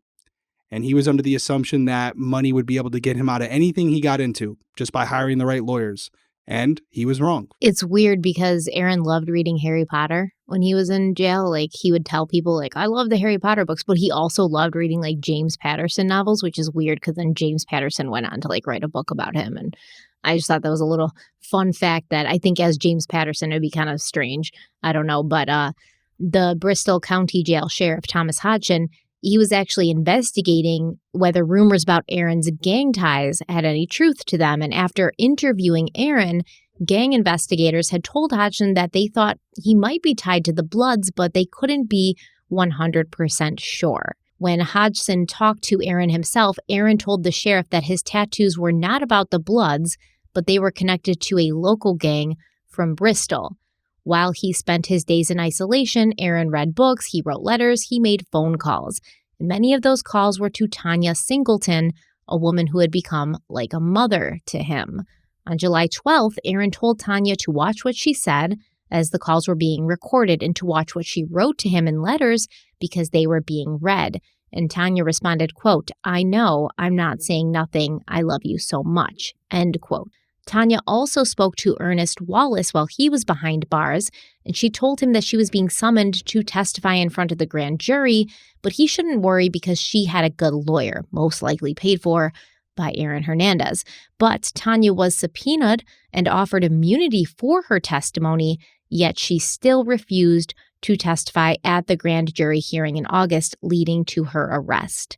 On August 1st, Shayanna called Aaron in jail to let him know about his cousin's arrest, and Aaron replied, quote, "Yes, they're just being asses about it, but, they got to get out of their way to be assholes. Like, the longest she'll do is, probably less than a month or a month until the grand jury is done. Do you know what I mean? The only good thing about Tanya being locked up is she's going to lose weight," end quote. This is disgusting to me because he knew she was covering for him. He knew that she was going to be behind bars because she refused to say anything in court that would incriminate him. She was dying of cancer. She didn't have a lot of time left, yet he was willing to allow her to spend some of that precious time in a jail cell if it meant getting him out of one. And this is how he treats. I mean, this person was supposedly very close to him. She loved him, clearly, and he claimed to have loved her probably more than most people. And this is how he treats her. The code, right? They're all part of the code. Blood over everything. I think he feels like... That's not blood over everything, though. That's not blood over everything, though. Like, if he cared about her, he would have been like, "You don't got to cover for me, man." Like, don't waste the last months of your life in a prison cell or a jail cell. Like, it's so selfish. Not surprised. Prosecutors say Tanya Singleton helped Hernandez's right-hand man flee the state. But after today's hearing, she is one step closer to freedom. Eyewitness News reporter Susan Campbell joins us now with the details live outside Fall River Superior Court. Tanya Singleton's attorney tells us Tanya didn't make bail today, but he says she may get out of jail soon. Hands folded and sitting up straight, Tanya Singleton appears in Fall River Superior Court again. The cousin of Aaron Hernandez is accused of criminal contempt and conspiracy to commit accessory after the fact of murder. It's not even alleged that she actually saw or observed anything, and there's no evidence that she was told anything. Hernandez has been charged with the execution-style murder of Odin Lloyd. Two of his associates, Carlos Ortiz and Ernest Wallace, have been charged with accessory to murder after the fact. Prosecutors say Singleton tried to help both men get away after Lloyd's death, driving Ernest Wallace to Georgia and buying him a bus ticket to Florida. There was also a conversation she had with Carlos Ortiz about assisting him in leaving the country to go to Puerto Rico. Then, according to the state, there's also a missing cell phone that was in Singleton's name and used by Wallace. One particular phone that was of interest has either been disposed of or concealed or is just not available. The judge set Singleton's bail at $15,000 cash. If we can get everything together, I would expect her to be released, yeah. Singleton's attorney tells us his client is currently battling breast cancer. Yeah, why do news reporters talk like that? Singleton's attorney tells us his client is currently battling breast cancer. Why do they all talk like that? It's a journalism class. Is it really? They have to all go through it. Yeah. It's very distracting to me sometimes. I don't know why it happens. It just does. Okay. Well, listen, she did all that, and her lawyer's like, "Oh, there's no, evidence that she was told anything." There is no evidence that she was told anything, but don't you think you'd ask somebody, why do I have to hide your car in my garage and paint the windows, and I can never drive this car that's perfectly good and I can't use it and it's just sitting in my garage for a year? Why do I have to get these people out of town? Why do I have to get Carlos Ortiz out of the country? At this point, it's kind of bananas. She definitely might not have known exactly what she was protecting Aaron from, but she knew she was protecting him from something. And I do... Repeat what the lawyer said? Tanya's attorney says he doesn't understand why. I don't know what He said there's no evidence that she knew anything. Yeah. There's no evidence. Yeah. Not saying she didn't know anything. It's just saying, hey, listen, there's no evidence. And it goes back to what we had discussed a lot earlier in this episode, because we're 2 hours in now. There's a difference between being guilty and being guilty in the court of law, being legally guilty. And that's how the lawyer's looking at it. She was legally guilty of not testifying, though, so. Oh, yeah, for sure. Yeah, like that's what she's in trouble for at this point. She's not in trouble for all the things she did, which they have evidence of these things that she did in the wake of all of this. Like I said, she may not have known exactly what she was protecting him from, but she knew she was protecting him from something that he'd done that was illegal. And I do believe that she did know exactly what he had done, because you got Carlos Ortiz, Ernest Wallace. These are all guys that Aaron met at her house. They're all talking about this stuff. It's that code, like you said. So, yeah. I would go out on a limb, and I would even say that Tanya knew way more than Shayanna. Oh, 1,000,000 times more. She knew way more than Shayanna, and Shayanna was Aaron's significant other, but I feel like at the root of it, Tanya knew the real Aaron, and she was privy to everything, and Shayanna wasn't. So if anybody knew what happened that night, it was Tanya. If Aaron was going to confide in anyone, it would have been her. I agree. Well, from his jail cell, Aaron wrote to fans who had sent him words of support, saying things like, quote, "I know God has a plan for me, and something good will come out of this." End quote. He also said that he was a good person, a great dude, known for having an amazing heart, and his fans should not believe the negative publicity. Aaron said that this experience had been humbling for him, and he knew that it was going to change him forever. Dude, you got to read some of the things he says to these fans, like in these letters, because they would obviously go on to print them and share them with the media after, but he's just like, I'm amazing. Everything I do is amazing. Everything I touch turns to gold. Okay, so how could I possibly have done this when I am such a great, perfect person? Like, it's very weird. I think it's an ego, but it's also like, once I said, he's like living in a fantasy where he maybe convinced himself he hadn't done this at this point. I don't know, but he seems to have no remorse at all. Bristol County Jail had become familiar with Aaron's changing moods and unpredictable behavior. After just a few weeks of being there, the guards conducted a routine inspection of his cell, but as he watched them going through his letters, he became agitated, yelling at them that they weren't allowed to read his mail from his attorneys. According to jail officials, Aaron had to be told to back off 3 times, and when the search was over, the guards saw that Aaron was clutching a paper in his hand. And they were like, "What's in your hand?" And it was this like piece of paper that had the letters MOB written on it. Now, the guards told Aaron that behind bars, MOB meant member of Bloods. And Aaron told them they were wrong. It meant money over bitches.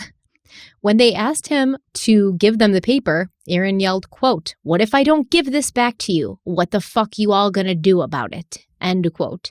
When he was told he would be written up, Aaron said he didn't care and that he would eat the paper before giving it up, which he then did.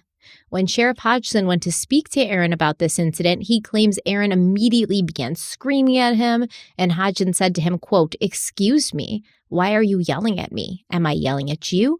What I'm seeing right now is not the Aaron Hernandez I know." End quote. So during his time at the facility, Hodgson had attempted to help Aaron, and the two of them developed an almost father-son relationship. One time, Aaron had told Hodgson that he'd been reading the Bible, and he began to cry, saying, quote, "My father told me to never cry in front of another man," end quote. Hodgson was trying to help Aaron work through his emotions instead of just like reacting to them. And Aaron told Hodgson that as they talked about childhood, parents, God, and life, he felt himself changing.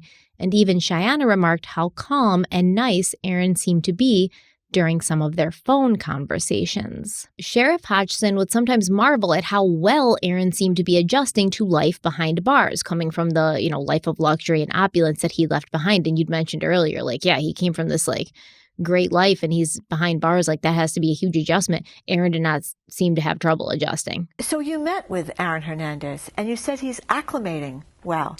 Yeah, he surprisingly, for someone who's not been institutionalized, he seems to be very sort of normal and confident and not at all appearing nervous, and very polite and respectful, but seems to be integrating pretty well.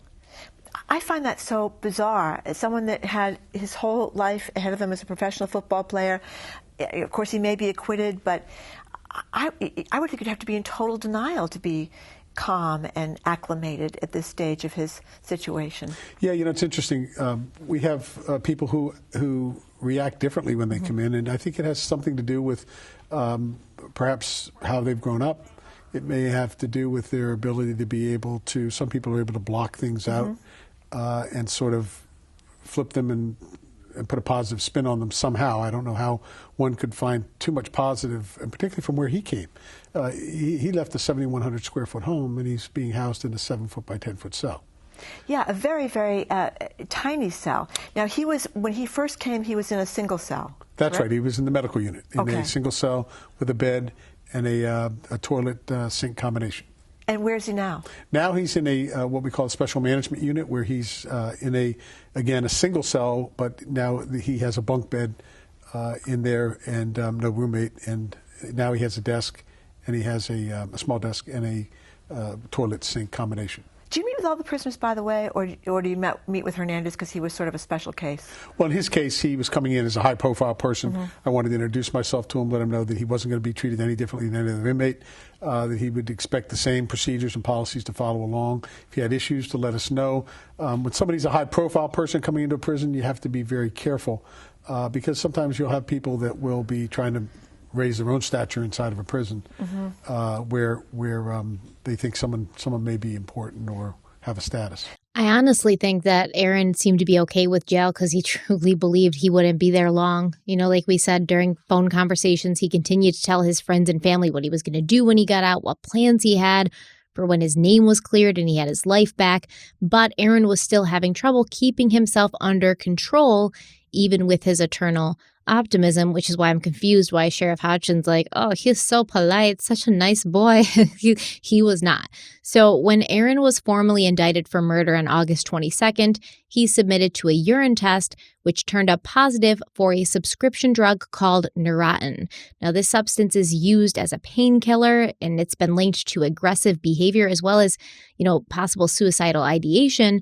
And needless to say, he hadn't been prescribed it by a doctor, so he just sort of procured it in prison somehow or in jail. A month after that, Aaron was in trouble again for possessing gang paraphernalia, once again associated and connected to the Bloods. 5 weeks later, Aaron called a security guard, or what do they call them?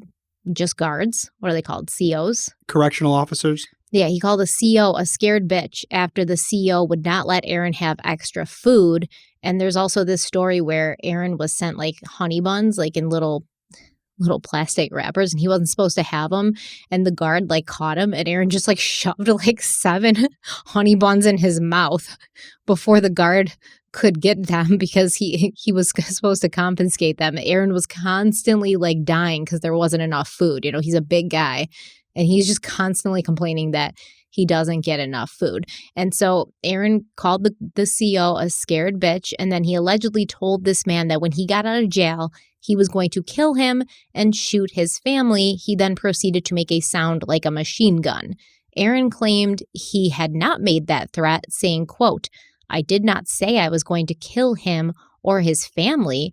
I said if I see COs that act tough in jail, out of jail, I'm going to slap the shit out of them." End quote. I doubt that Aaron said, "Oh, I'm going to slap the shit out of you when I see you outside." It doesn't sound like something that would go along with his tough act that he was trying to keep up. I don't know about you, but I have no reason not to believe Aaron. He's been completely truthful and upfront and honest about everything. So, I'm going to have to side with Aaron on this one. Okay.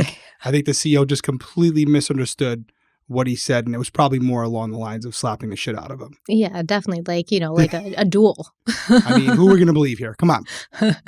So it was reported that Aaron would also beat his chest like a gorilla while being placed in his cell at night, telling the guards that he was tough, that he was built for this shit.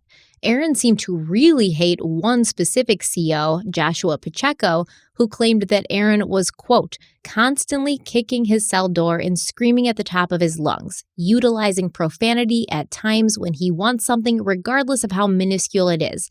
It is not uncommon for Hernandez to kick his cell door constantly until an officer approaches his cell merely to ask the officer for the current time. This to him is comical, causing a disruption in normal operation within the unit, end quote. And this reminds me of what people said about him during college, that he'd be the one who you're in class and you're trying to like speak in front of the class and he's making funny faces and like making weird noises and just trying to like be generally disruptive.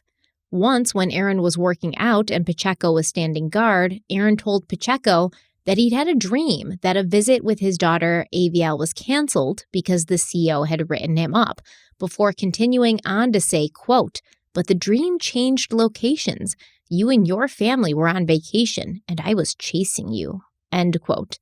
Pacheco felt that this was Aaron threatening his family, and Aaron claimed it was just a dream and not meant to be taken out of context.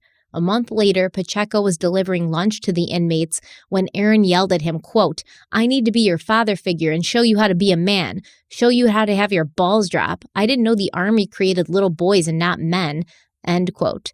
As Pacheco left Aaron's unit, Aaron yelled out to him, quote, "I haven't had any more dreams about you," end quote. Sick dude. Sick dude. It wasn't just the guards that Aaron had a problem with. On February 25th, 2014, Aaron left his cell and approached CO Kevin Sousa as he led a handcuffed inmate down some stairs. Sousa claimed that as Aaron approached, his demeanor seemed like easygoing and he was smiling, but there was still something odd about the way he was walking up on Sousa and the inmate. So Sousa told him to back up, an order which Aaron ignored. For some reason, Aaron walked right up to the handcuffed inmate and punched him in the face, telling the man, quote, "Go ahead, run your mouth now," end quote. Later, this inmate would explain that he hadn't really done anything. He was a Patriots fan, and sometimes when Aaron would pass by him, he would look at Aaron, and Aaron would demand to know why he was looking at him. It happened yesterday afternoon here at the Bristol County House of Correction in Dartmouth. There were 2 inmates involved in an altercation. One of them was Aaron Hernandez. Bristol County Sheriff Tom Hodgson is telling Eyewitness News he's concerned because 24-year-old Aaron Hernandez is locked up in a special section of the jail where only one inmate is allowed out of his cell at a time. So that raised some concerns for me right off the bat as to do we have a systemic failure in our protocols, and we'll be looking at that as part of the investigation. Sheriff Hodgson isn't revealing details about the other inmate, but he did speak generally about a possible motivation rooted in prison culture, which he called, quote, "a whole different world." It's not uncommon where somebody would try to raise their stature with the rest of the inmate population when they have a notable person in there to challenge that person. So I'm not saying that happened in this case. I'm just saying that those things can happen, and that's why I wanted him in special management to begin with. After an investigation, it was discovered that Aaron was the instigator, and then Sheriff Hodgson said, quote, "We were so worried about protecting him. We never thought that he would be the aggressor," end quote. Like, why? It's so annoying seeing Hodgson in this clip and the other one where he's like, yeah, we got to worry about protecting Aaron because he's a high-profile inmate. And sometimes people go, he's in there for murder. Like, he's accused of murder. Why would you not think that he's capable of being the aggressor? Like, it's bananas. It's almost like he was maybe getting special treatment, or maybe Hodgson had gotten a little close and some emotions were involved and he was starting to kind of see him as like a son figure, and Aaron could be very manipulative. People said that. He could be very charming, engaging, disarming, and Hodgson is over here like, I'm not saying that the other inmate was at fault, but I kind of am. And then it turns out like, no, it's Aaron. It's always Aaron. So Aaron was in a pressure cooker, and with his trial approaching, he had plenty to worry about. And that's where we're going to pick up next time. Pick up next time. Another great episode. Covered a lot there. I think we're going to have the trial, probably start getting into some CTE stuff, right? We're getting there. Or what do you think? What are you estimating? Yeah, for sure. I think I don't want to say, but definitely not a ton. Okay. Right. You know, I don't want to say and then corner myself, but not a ton left. Not a ton left. Well, either way, we're going to cover it. I always like to say, after you watch a Crime Weekly series, we pride ourselves on you walking away from it, A, learning something new, and B, feeling like you can watch any documentary, have any conversation with someone about the case, and you have a general understanding of the entire thing from start to finish. A general understanding. They've got an in-depth understanding. They know everything. You could write a book. You could. But, we want you to really walk away with a complete picture. Obviously, you're going to develop your own opinions, but, we started at the beginning. We're going to finish strong, and there's still, just from what I know about it, there's still a good amount to cover. There's a lot of twists and turns that come up and some things that we have to cover. And then obviously there's the whole CTE element of it, because that absolutely is a factor in this. And as far as when we talk about the aftermath and the debriefing behind some of the decisions that Aaron made. We'll get into that, and I'm sure you guys will have a lot of opinions on it as well. I'm actually really interested to hear what you guys have to say about that, because I don't think everyone is super familiar with that element of the case. There's a general understanding, but a lot of people after what happened to Aaron happened probably lost interest in it and really wasn't too concerned in the why. That's for the more advanced true crime enthusiasts, where we're going to dive into it. So if you weren't familiar with it, you will be after watching this series. Absolutely. Thank you guys so much for being here. We'll see you next time. Don't forget to follow us on social media, and don't forget to pre-order your criminal coffee if you haven't already, because I need to, because I'm almost all the way through my Alias blend bag and I'm getting a little panicked. Right. So we will see you guys next week. Thank you so much. Bye. Bye. Be safe.